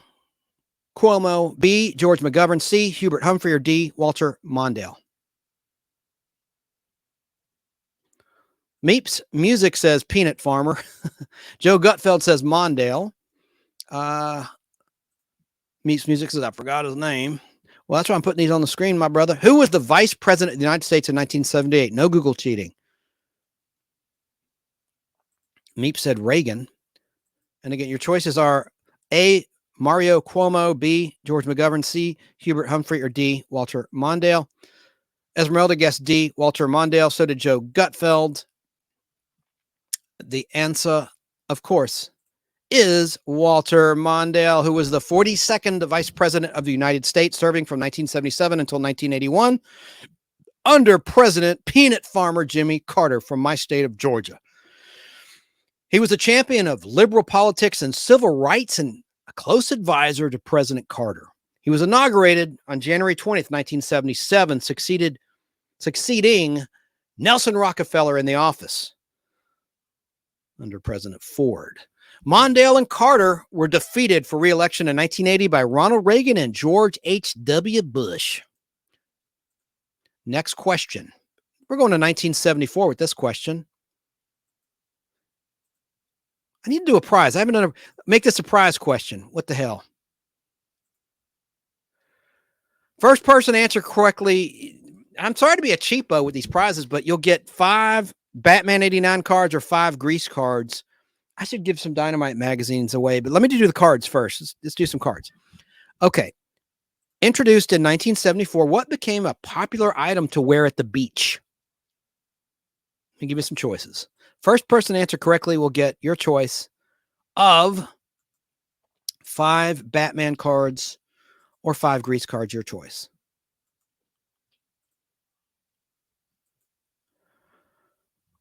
Your choices are introduced in 1974. What became a popular item to wear at the beach? A, a one-piece swimsuit. B, a Speedo. C, a tankini. Or D, a string bikini. Esmeralda guessed a bikini. Meeps Music guessed anto-electromagnetic care wear. Okay. Keebler says, chance of getting revenge on me with these questions. That's okay. I'm getting them back with mine. Meaning on PlayQuest. She's the quizmaster on PlayQuest trivia every other week. A lot of fun on her channel. Check it out. It's really good. I mean, it's a combination of Jeopardy and Who Wants to Be a Millionaire, because you can have lifelines, and a little bit of Hollywood Squares because we play against the chat, and the chat can have correct or incorrect answers. So let's see if anyone guessed correctly on this one. Introduced in 1974, what became a popular item to wear at the beach? And Esmeralda interjected, the first time I could vote for president was when I voted for Jimmy Carter. Yeah, and you lived in Georgia at the time, didn't you? I know that about you. You've shared that. Your selections are A, a one-piece swimsuit, B, Speedo, C, tank bikini, or D, a string bikini. I hope you didn't hear that. I just had some gas attack. I just had a little gas attack. Joe Gutfeld says string bikini claim. Okay, well, let's see if you're right. But Esmeralda also said a string bikini, so she actually answered first. But let's see. Maybe you're both right. Maybe you're both wrong. Esmeralda's right. String bikini. The string bikini was introduced in 1974, becoming a popular choice for beachwear. It featured two triangular pieces of fabric connected at the groin. That's a bit graphic. With strings and two triangular pieces of fabric for the top, also connected with strings. The string bikini was a bold and daring fashion statement at the time, and it continues to be a popular choice today. Yeah, I would say so. This one's too easy. All right, let me see. So Esmeralda, I'll mail you some swag there. She says, I wore one back then. Send pictures. I want to see some vintage pictures. Send them to Sarah, and she'll send them to me. Send pictures. You don't have to show your face. I'll believe it's you if you're nervous, or don't want to send. I'm not talking nudes here. I like to see a bikini shot of Esmeralda back then. That's funny. Okay, so good job, Esmeralda. So tell you have my contact info. Let me know what you want. Batman cards or grease cards. All right, so Keebler says, Joe said string too. Check. I did. I'm looking at here. I wouldn't screw anyone over. Esmeralda edged him out. But I'm going to have more prize questions. It's not that great a prize. I mean, it is. It's vintage cards. Mint condition. I shouldn't say that, but I do that because I can just put a stamp on an envelope and send them. I am being cheap with my postage and handling. I admit it. But there's still decent prizes if you're into that stuff. I look good in that bikini. I want to see. Send them my way. Include the face. I'm just kidding. Okay. Meeps Music says, I don't have pics. I really am that old. Okay, so let's move on to another question. I think this one's just too damn easy. We sort of already answered it. Who won the 1976 U.S. presidential elections against Gerald Ford? You sure can, Esmeralda. Yeah, I said you can choose Batman or Grease, so I'll send 5 different Grease cards. Wish I could remember which ones I sent. I don't want to send the same ones. I'll send a sticker or 2. How about that? I know I didn't send any stickers, so I'll send one Grease sticker and 4 cards. Cool. Yeah. I'll look. I think I still have your address in my email. So yeah, it's Carter. It's Carter. I couldn't do a prize. So that one's just too easy. It is Carter. I won't even give you the choices. I won't show them on the screen, but the choices were Richard Nixon, A, B, Ronald Reagan, C, George H.W. Bush, or D, Jimmy Carter. Of course, it was Jimmy Carter. Jimmy Carter, a Democrat from Georgia, narrowly defeated, I didn't know it was that close, incumbent Republican President Gerald Ford of Michigan, who got lampooned on Saturday Night Live, the original second season of Saturday Night Live, and I think the first one, for being clumsy and stumbling and bumbling and falling. Didn't see that with the current commander-in-chief, but you did then against Gerald Ford. Back in the not ready for primetime players. And it was Chevy Chase, who was only in season 1 of Saturday Night Live, if you can believe that, because he shot to fame really quickly in the movies with Goldie Hawn in Foul Play, and the rest is history. He went on to do so many more movies. He did another one with Goldie, Seems Like Old Times, a few years later. And I mean, you know the rest. National Lampoon's Vacation, Fletch, Parks and Rec. Wasn't that the show he did, or was it Community? What was the show he did on NBC in more recent years, like 10 years ago? I think it was Parks and Rec. Okay, let me read that. Jimmy Carter, a Democrat from Georgia, narrowly defeated incumbent Republican President Gerald Ford of Michigan in the 1976 U.S. presidential election by 297 electoral college votes to Ford's 240. Carter ran on a platform of restoring Americans' trust and fixing the economy, And while Ford had assumed the presidency under extraordinary circumstances in the aftermath of the Watergate scandal of Richard Nixon. This election highlighted the importance of competent leadership and the potential of a challenger to offer more than the incumbent. Well, we don't have that today, now do we? Sorry. Not sorry. Let me get on with the next question. Oh, easy. Which Beatle, here's a music question. Which Beatle, as in the Beatles? Let me put it on the screen. Which Beatle wrote the song My Sweet Lord at the start of his solo career? That's so easy. Can't assign a prize to this one. That's so easy. Meep says, well, that's why I'm doing the Beatles question. How about that? Perfect timing. This is not fair. I'm in the UK. Which Beatle wrote the song My Sweet Lord? Too easy. At the start of his solo career. I'm not even going to give you the answers. George Harrison. Correct. George Harrison. So I'm not even going to insult your intelligence with choices. It is George Harrison. Good job. The choices were Paul McCartney, Ringo Starr, John Lennon, or George Harrison. George Harrison. So let's get on with the next question here. I have little facts that pop up. Well, I'll share this with you. George Harrison, the lead guitarist of the Beatles, wrote the 1970 song My Sweet Lord, which combined traditional Christian words and Sanskrit mantras.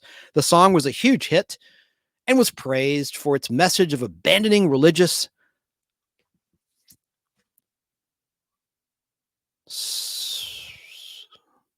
secular. Unfortunately, it also sparked a plagiarism lawsuit claiming that it bore a striking resemblance to the 1963 Chiffon song He's So Fine. A judge ruled that Harrison had done this subconsciously and ordered him to pay $587,000 in damages to the Chiffons. Wow. All right, let's move on. Oh, this is a bit hard.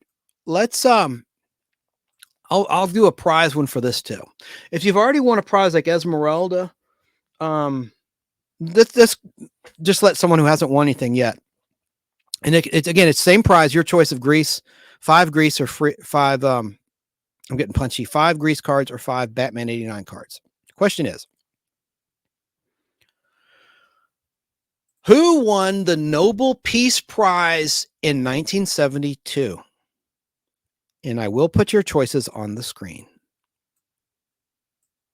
Don't Google it, please. Be fair. Oh, dear. I see. Let's see here. Choices are A, Mikhail Gorbachev, B, no one, C, Amnesty International, or D, Willy Brandt. Hello to BK on the air. As we're live, you got to tune in to BHF on their app or through their website. WBHF.org, I believe, is the website. He's on East Coast time, 10 a.m. to noon with Alan Sanders. Alan's been out for 2 weeks. He returns tomorrow as co-host. But it's BK's show, Barry King, nostalgia-related, a lot of trivia, news of the strange, the bizarre, where he flashes the audience with the flash intro to each story. I just can't say enough good things about the show and this guy. And he's here in Georgia, too. WBHF has been around since like 1946. It's a heritage radio station.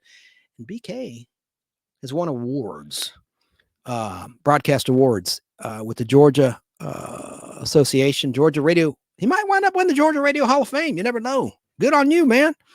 Okay, did anyone guess the correct answer? Meeps said Discovery C. Boy, I can't understand that. Esmeralda guessed B. Let me back up to the question and put it on the screen. Who won the Nobel Peace Prize in 1972? Did I even put the choices on? Oh, yes, I did. A, Mikhail Gorbachev, B, no one, C, Amnesty International, or D, Willy Brandt. Amnesty International claims, says Joe Gutfeld. Okay, you're the first. Well, you're not eligible, Esmeralda, so that would go to you. And she guessed something different. She guessed no one. Let's just go ahead and reveal the answer so we can move along.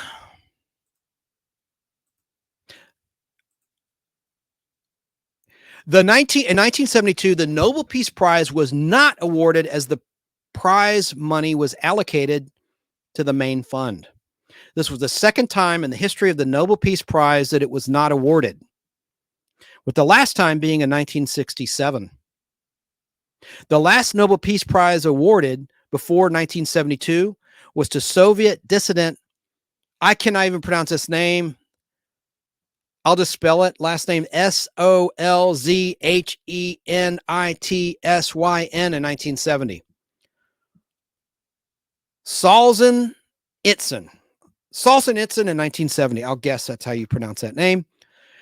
The next prize was awarded in 1973 to the International Labour Organization. And it's labor spelled with a U, the British spelling, L-A-B-O-U-R, instead of L-A-B-O-R, the American spelling.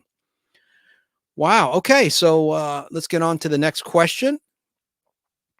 It's a music question. The latter half of the 1970s, 1979. I'm going to put it on the screen for anyone watching live. Bear with me, listeners. There's a delay I have to contend with, so here we go. Who sang the 1979 hit song, I Will Survive, which VH1 lists as the greatest dance single of all time? That's my Lex Luthor impression from Superman the movie, a bad impression of Gene Hackman's Lex Luthor. Who sang the 1979 hit song, I Will Survive, which VH1 lists as the greatest dance single of all time? Let me give you some choices. I'm sure most of you know it by heart. You don't need the choices.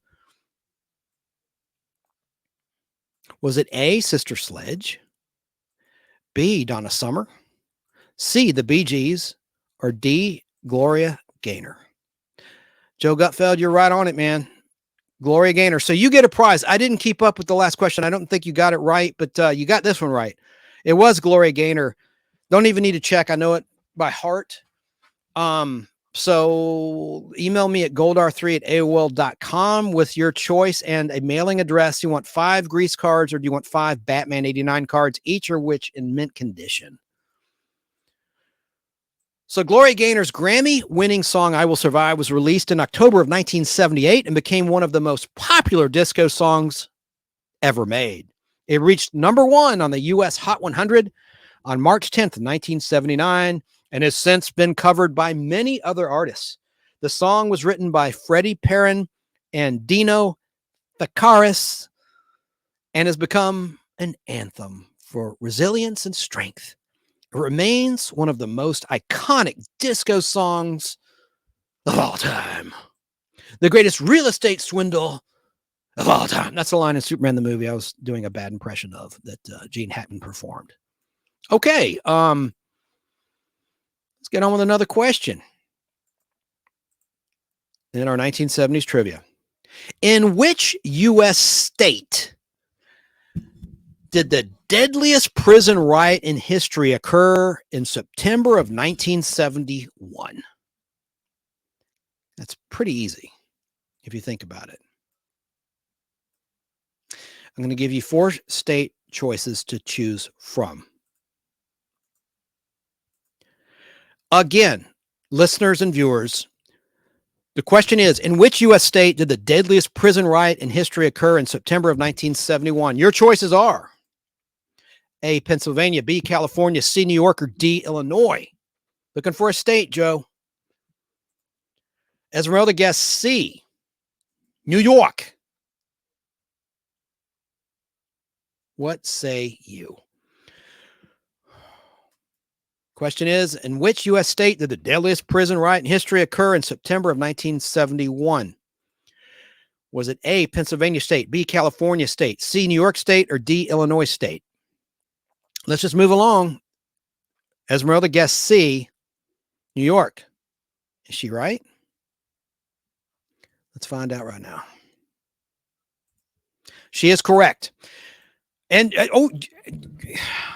the Attica prison riot of 1971, Gutfeld, man, I think you're like one of the sharpest trivia players in the audience. The Attica prison riot of 1971 was a historic event in the prisoners' rights movement. On September 9th, 1971, tensions boiled over in Attica, New York, and over 1,000 inmates revolted and seized 39 guards as hostages. Eventually, armed police officers raided the prison, shooting wildly to suppress the prisoners. Ultimately, 43 people lost their lives in the riot, including 10 corrections officers and 33 prisoners, all of whom were shot indiscriminately by law enforcement. And what does that mean? So equal opportunity shooting victims. But they asked for it. They were rioting, right? I mean, you know, nobody asked for it. You know what I mean? I mean, it wasn't like they were completely innocent there. By the way, we're getting close to Halloween. I had pulled some clips of Friday the 13th Part 2 uncensored extended death scenes. I don't know if that'd be too much for the audience. What do you think? Should I save it for Halloween? I thought it would, because I've talked about how I have this hair loss pattern. I'm starting to look like the potato sack Jason in Friday the 13th Part 2. You'll see the clip in this segment if I play it of him coming through the window going after Jenny with a G-I-N-N-Y, the survivor. And he's got hair on one side, he's bald on the other. That's what I'm going to look like. This hair loss pattern continues. But it's a pretty cool little segment. It's all makeup, right? It's not real, but people like Esmeralda might have, and Sweet Sarah in Southern California might have weak stomachs, even though it's makeup. So we'll take a vote in the chat. Should I play that clip or should I save it for Halloween time? But heck, anyone could watch this at any time on the replay. Could be Halloween, could be any time of the year. So should I play it? Yes or no? Okay, so let's get on with one more. I'm not going to just, how many questions should I do? I'll just do 2 more questions and then we'll move on to some more clips, and I got to start to wrap the show. Okay. This is a literary question. Sarah says, save it. I'm going to take a vote. Hey, do you want to see some toned down scenes? These are like, they toned down scenes to not get beyond an R rating. So there's one scene where a couple is speared in bed when they're making whoopee, and that was extended, but it's cool makeup, but you know, I don't want to freak anyone out, you know. All right, well, let's just get to trivia and stay with trivia for now. In her 1976 bestseller, where did Irma Bombeck say the grass is always greener, or the grass is greener? I'll give you some choices.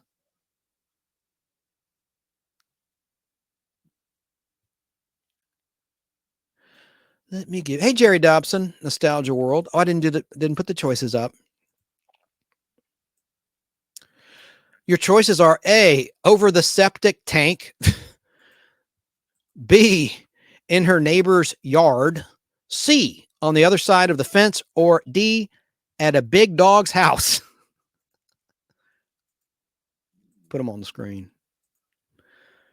Again, in her 1976 bestseller, where did Irma Bombeck say the grass is always greener? Your choices are A, over the septic tank, B, in her neighbor's yard, C, on the other side of the fence, or D, at a big dog's house.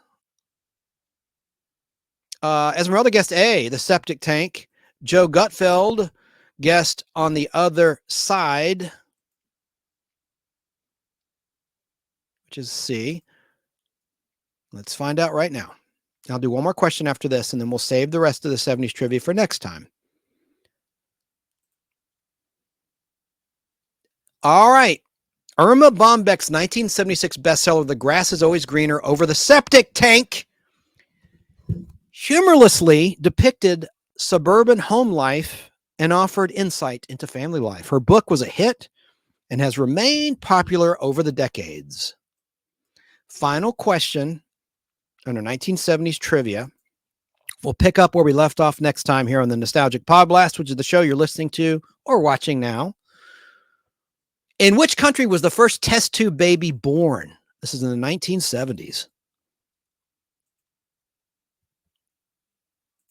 Give you some choices here. In which country was the first test tube baby born?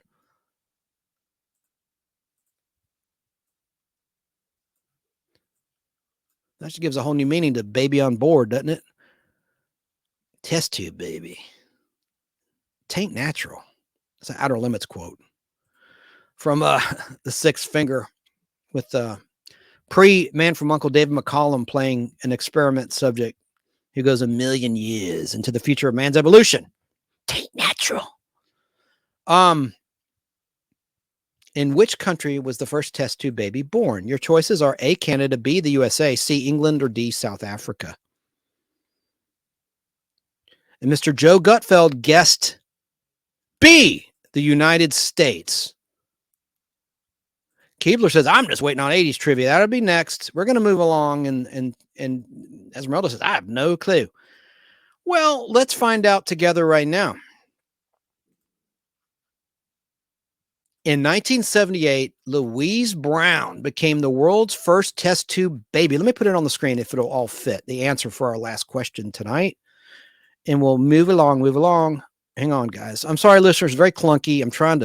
I think you get cut off.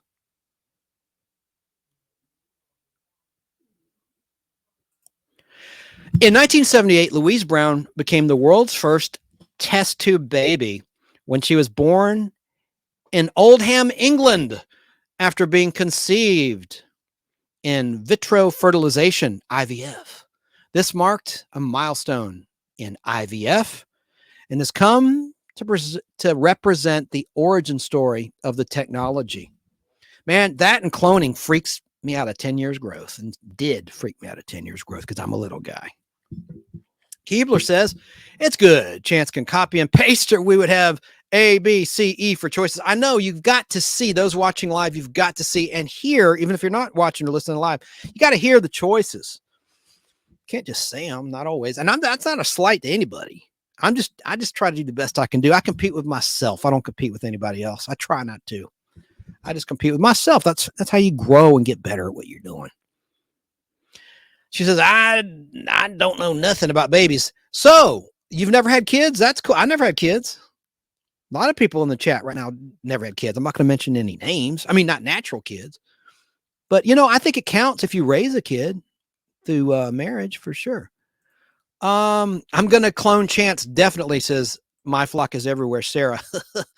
Well, that's going to wrap trivia tonight. I need to rest my vocal cords, so that's where we'll leave off, and we'll continue on next week or next time. I don't know if I'm going to go next week or not. In the summer, I like to go every other week because there's things going on. Let's talk about our nostalgic treat of the week. I like to do a nostalgic treat of the week, and I have a visual aid for you now. It's Big League Chew. I have some right here. I was going to pop some in my mouth. Kind of hard to talk when you're munching on bubble gum, but it's still made to this day. Oh, you can't see there.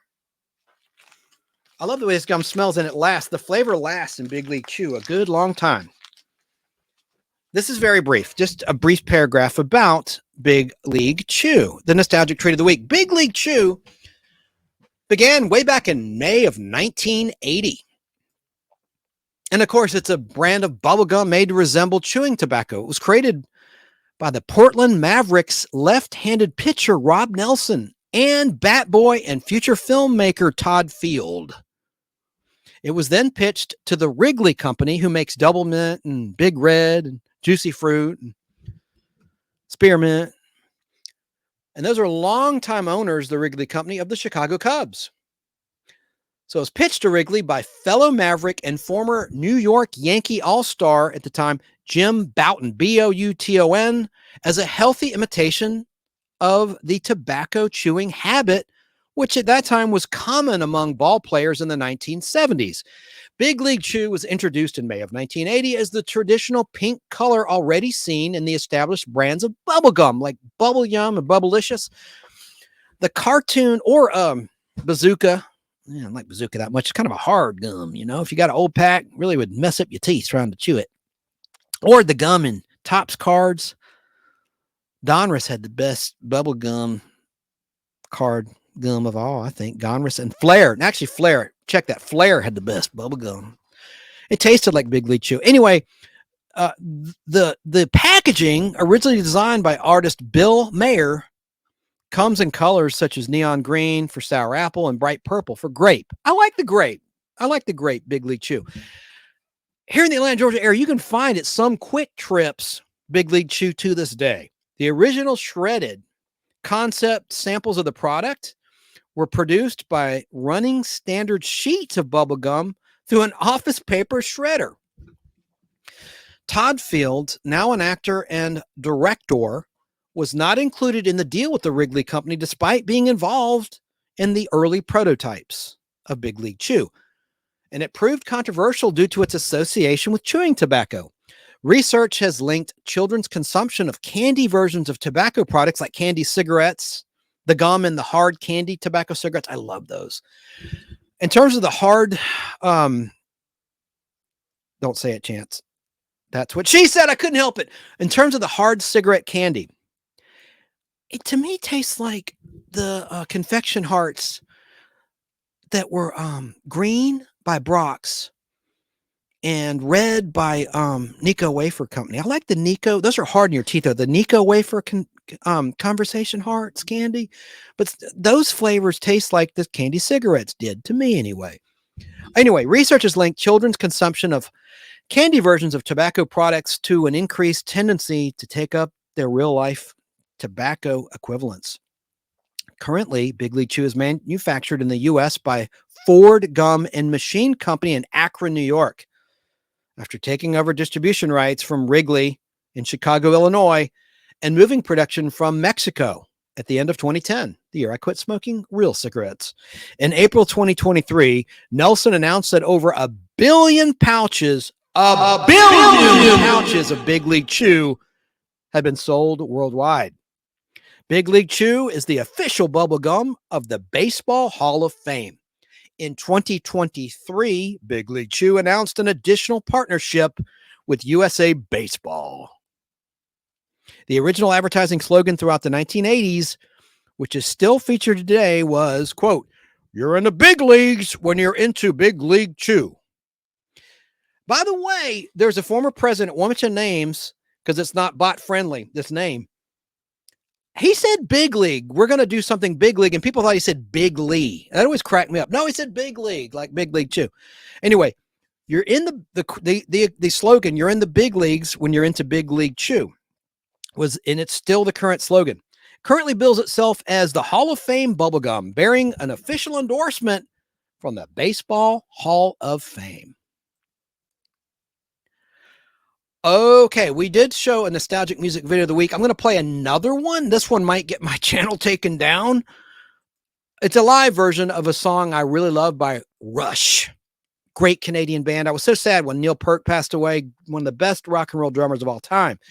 Here's a 1990 performance because it's the best quality live performance I could find. I wish I could find one from the early 80s, but I couldn't. That was acceptable. So let's watch this live version. I'll play as much as I can. If the stream goes down, hopefully it'll come back up. Going to say a prayer. Let's hope this is okay because it's a live version. Here's Rush with Subdivisions.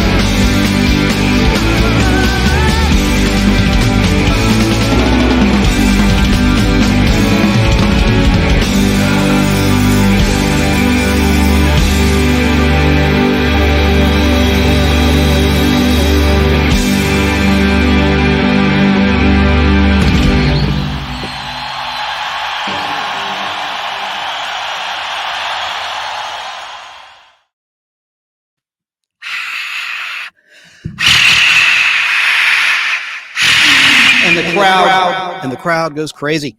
Yeah, man. Gotta love Geddy Lee, and I loved his collaboration with Bob and Doug McKenzie from SCTV on their album, their Christmas song. I love. Oh man, I think he's a great guy. And we didn't go down, did we? Yes. Good job. Good job. Thank you, bots. And let me just see if we've played everything. We've played Rick Springfield getting wasted by the Cylons earlier. Let me just see here. What else oh my gosh, I almost forgot to do it again. Got to talk about Remind Magazine, and I want to show you the brand new edition is out, and it's one based on something near and dear to my heart and something we've been talking about. What have we been talking about in 2024 here on the Podblast? We've been honoring the lost MCs, the lost hosts of game shows, and we're going to cover Bob Barker pretty soon. We're going to cover Dick Clark. Those are some of the greats we haven't covered yet. We've covered most of these guys already. And sadly, Peter Marshall passed away. We covered him last time. Well, look at the cover of the new Remind magazine. I love it. It's about game shows. There it is. Check your mailbox if you subscribe. And if you don't subscribe, my gosh, you can get this or give this for just $12 out the door, including shipping, including tax. Now, on the newsstand at Barnes & Noble, last time I checked, Remind magazine was $4.99 per issue plus tax. They mail out 10 issues a year, 2 double-sized issues a year in the winter holiday months and in the summertime. What a great birthday gift. People will think you spent a heck of a lot more than just $12. Now, what is Remind Magazine? I want to tell you what their wheelhouse is. It's what you like. If you're here listening or watching the Nostalgic Podblast, obviously you're into nostalgia. So is Remind Magazine. They cover the 1950s through the 1990s. Go to remindmagazine.com and claim this offer of $12. That's for the initial year, and it will go to the person's mailbox that you want to give it to. Or you can call old school. The phone number is 855-773-6463. And an order specialist will assist you in processing your Remind subscription. And please mention the Nostalgic Podblast when you order. What can you get for $12 anymore? I mean, heck, most streaming services are more than $12 for the entire year. Unreal. Okay, so I just got a text from Sarah saying you're down on YouTube. Well, I hear myself in the other room. I don't know what's up. Anyway, I love Remind Magazine. I appreciate them very much, and this issue kicks butt. So if you don't subscribe, go to the newsstand and pick it up because that's going to be a sellout. There are so many game show lovers out there. This is going to be a hot issue, and it's only out for 30 days. So get her while she's out there. Or subscribe. Now, if you subscribe, you won't get it. This is the September 2024 edition of Remind Magazine.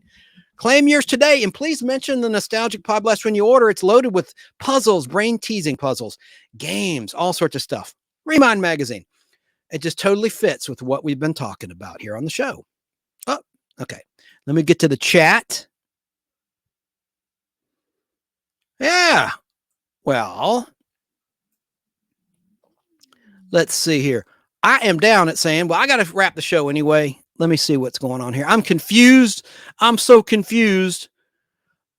Wait a minute. Am I up on Facebook or not?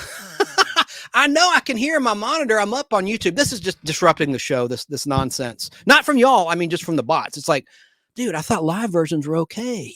And I got through the whole doggone song, but I know we're back up. Are we down on Power Mod? Am I down? You're down on you. This damn text from Sarah. I appreciate it. Don't misunderstand, but this is really disrupting my show.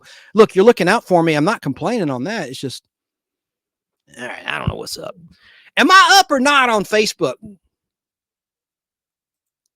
Doesn't matter because the audio version survives intact wherever. Wait a second. Let me look at this comment, and then we got to wrap the show. I can't tell on Facebook. The comments are gone for Facebook. I know YouTube's back. Thank you. I'm going to play another clip while I check it out myself. No, I listen to you. Girl, Sarah says, don't listen to me. All right. I am listening to you. You're just looking out for me, and I appreciate it. I want to thank everybody for playing trivia tonight. I want to thank our wonderful guest, Debbie Weiss, the owner of the wonderful World of Animation Art Gallery in Los Angeles, California. I'm going to have to edit this. I still see Malibu. I thought I'd edited that off. Oh, and I have a correction corner. Last time, in addition to remembering Peter Marshall, I showed you covers of Dynamite magazines in my collection. And I said that this actor here, Mike Farrell, replaced Frank. His character replaced Frank. That's not correct. Winchester replaced Frank. I knew that. I misspoke on the fly, deviating from what I'd written. Of course, Wayne Rogers' character, Trapper John, was replaced by BJ, played by Mike Farrell on MASH. And Jim of Jim's Camera at Dawn YouTube channel pointed that out to me on the side. He says, man, are you all right? You're usually spot on with your facts. Yes, I misspoke, so I'm going to correct that right now. There you go. Now, let's see here if there's anything else. Great show, Chance and Guest. Yes, she is amazing. I mean, my gosh, I thought I had a great collection. That's big stuff, what she has. That original art, that's big money, big stuff.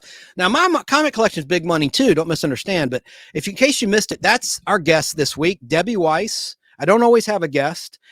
If you're watching live, I'm showing some images on the bottom left of your screen. Those are some art pieces in her collection, including the Bewitched will be back in a moment, which was a bumper from the original Bewitched show, which I have right here. I've shown it a couple times. It's only 5 seconds long. I'm going to play it again right now. She's got an art cell from this little piece right here.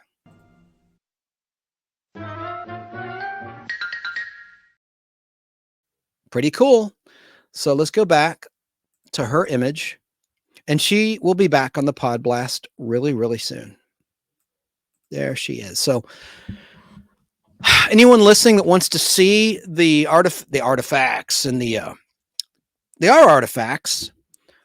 They're very desired, one-of-a-kind original pieces of art that she shared. Just go to the YouTube channel, Google the Nostalgic Podblast, and look for, you'll see a diamond that's a special guest, Debbie Weiss. And her image is on the bottom right. On the bottom left, you see some images in her collection. She has a lot of Simpsons original art. And look, there's Flintstones, there's Hanna-Barbera, my gosh, Bugs Bunny, Warner Brothers cartoons, Space Ghost, incredible stuff in her gallery for sale. Great stuff. So thanks to her for being here. Thanks to everyone who watched. And remember, Bewitched turned 60. Down in September 2024, because it debuted in September 1964. And here's some artwork that Tom Williams put together for the Podblast, containing some Bewitched art. I just love this. There you go. Very good stuff there. And I want to thank Chrissy, the head of my art design team, a powerful member of my team that consists of my flock, Sarah, and Keebler and Texas State. Couldn't thank these ladies enough for the assist they give to this show. Good stuff. So Chrissy did that, of Brainbender's Banter channel. Thanks for that. Also, she put together a nice short. I'm going to start doing a short series on my YouTube channel of Who Do You Prefer? And I have Jeannie versus Samantha on Bewitched. That's the debut short. And we're going to keep that going. It'll be Ginger or Mariette. I want to have some, I'm going to have some less obvious ones as it goes along. Oops, I didn't mean to press that. I want everyone to be safe on the holiday weekend. And happy 80th to G.W. Bailey. I posted this in the Nostalgic Podblast Facebook group. Got a good response. He was a MASH actor playing Rizzo. And of course, he was in the Police Academy movies. He turned 80 recently. He was born in Texas State, where our friend Keebler is located. Happy birthday to you, actor G.W. Bailey on the Big 80. Great, great stuff. That's awesome. So quick scan here. And tomorrow night, don't forget, I'm on the Nostalgia panel. We're talking about Urban Legends Part 2, Saturday night at 9:15-ish Eastern, 6:15-ish Pacific time. I'll be on with Sarah Myflock and Keebler and TD and probably Danny Staten in South Carolina and some others. Danny Staten, by the way, I'm going to razz him a little bit. He sent me a YouTube video of, this is an urban legend, monkeypox. In a way, he said, oh, you're in Georgia, there's a monkeypox outbreak. Well, he sent me a YouTube video, goodness of his heart. Thank you for that. But it was from 2 years ago. And I shared it out to people I care about. Like, watch out, watch out. At the gas pump, this guy contracted monkeypox. And it was from 2 doggone years ago. I should have checked the date. Shame on me. but he did not mean to deceive. It was just an accident, honest mistake. But be there on the, we're going to simul stream this from Brain Bender's Banter YouTube channel, a pretty sizable YouTube channel approaching 100,000 subscribers. And it'll be right here on the Nostalgic Podblast. Watch wherever you want to, if you're a YouTuber, and hope to see you there. So there you go. Let me check the clips, check the comments, and I never can tear myself away. She says, Esmeralda in Washington State says, that will be fun, Chance. Yeah, I mean, I think we're a good team. We have some pretty good charisma there. Gonna have a lot of fun. It's not my best topic. I'm going to try to strain my brain because there are some things. I did see a ghost once, I guess. I mean, I already told my dead body story from 1984. So I'm not going to play the Friday the 13th part 2. I saw some people saying don't do that in chat. Sarah said no. Meeps Music said no. What did Meeps Music? I know all of our heroes are dying. I know. So thank gosh for people turning 80 that we care about. Thank God for, I don't want to mention names of people still alive and jinx them. So I won't even go there. Meep says, well, this is why I came here, for animation. But in the meantime, in the spirit of this channel, it captured my imagination, but I need animators to help me with my original writings. Very cool. I think he's the person that said nay to the Friday the 13th clips, so I won't play him tonight. I'll just hold them for Halloween season. Where is that comment? I thought someone said. I can't find it. Check a quick scan of the comments. Sorry, listeners. It's really bad right now. Make sure I played everything I wanted to share with you fine folks tonight. Oh, I forgot my segment. Hey!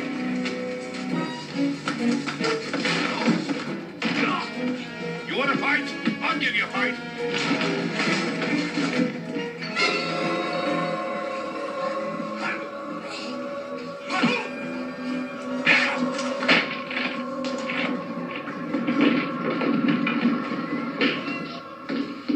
Come on, punk.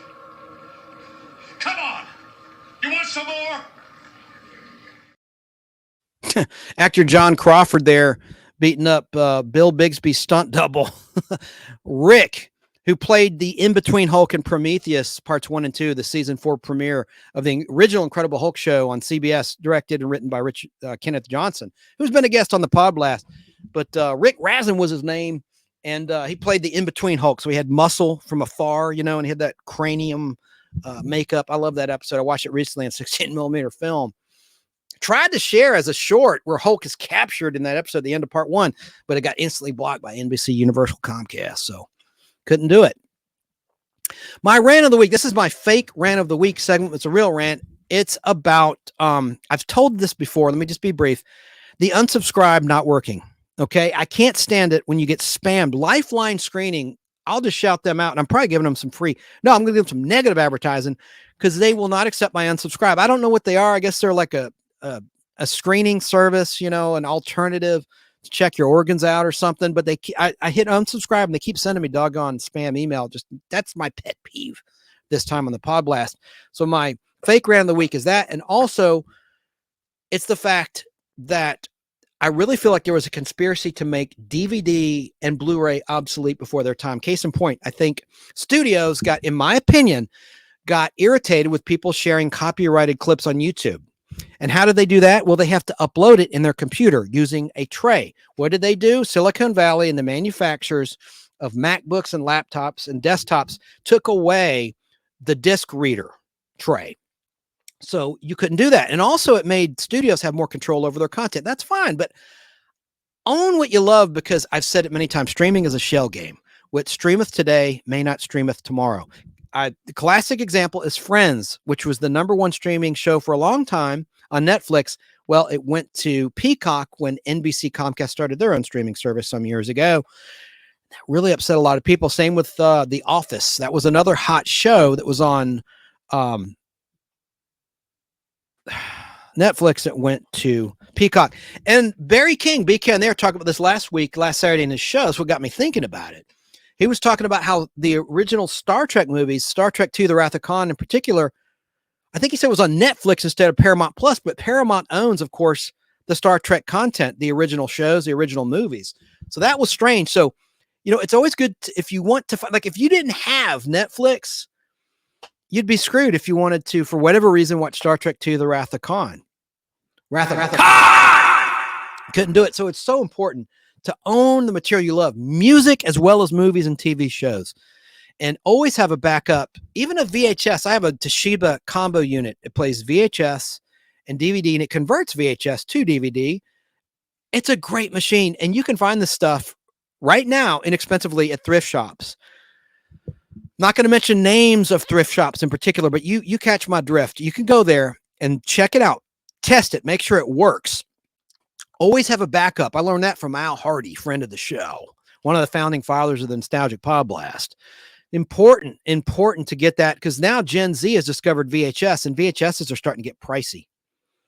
Only example of good VHS versus, it's not good visual quality versus, but Warner Brothers really screwed the pooch when it came to the release of Wonder Woman with Linda Carter. They cut the recap of the 2-part episodes and this is Linda Carter next week on Wonder Woman. I have my 16mm films, and these little trailers in the first part of season 2 of Wonder Woman. There was a nice little trailer before the opening credits that aired on the Sci-Fi Channel back in the day and is on the Columbia House VHS. It was not on the Warner Brothers DVDs or the Blu-rays. I know I'm nitpicking, but I love that kind of stuff. I love the 1-minute trailer. And so own the content you love. And I hope that Warner Brothers will finally release Wonder Woman with all that stuff intact. Same with V, the original series. There was a nice little trailer before the opening credits of V. The series lasted 1 season, 19 episodes on NBC in that 1984 to 85 season. And they're on my 16mm film prints that have perfect color. I'm going to start doing those as shorts. I'm going to play those little trailers. The V fans will love it. These have not been seen since the original air dates in the 80s, because they were not on the DVDs from, I think it was 2009 when the series was released on DVD, has yet to hit Blu-ray. They released V, the original miniseries, written and directed by Kenneth Johnson, and V, The Final Battle, not directed or written by Kenneth Johnson, on Blu-ray. They never did that 1-hour show.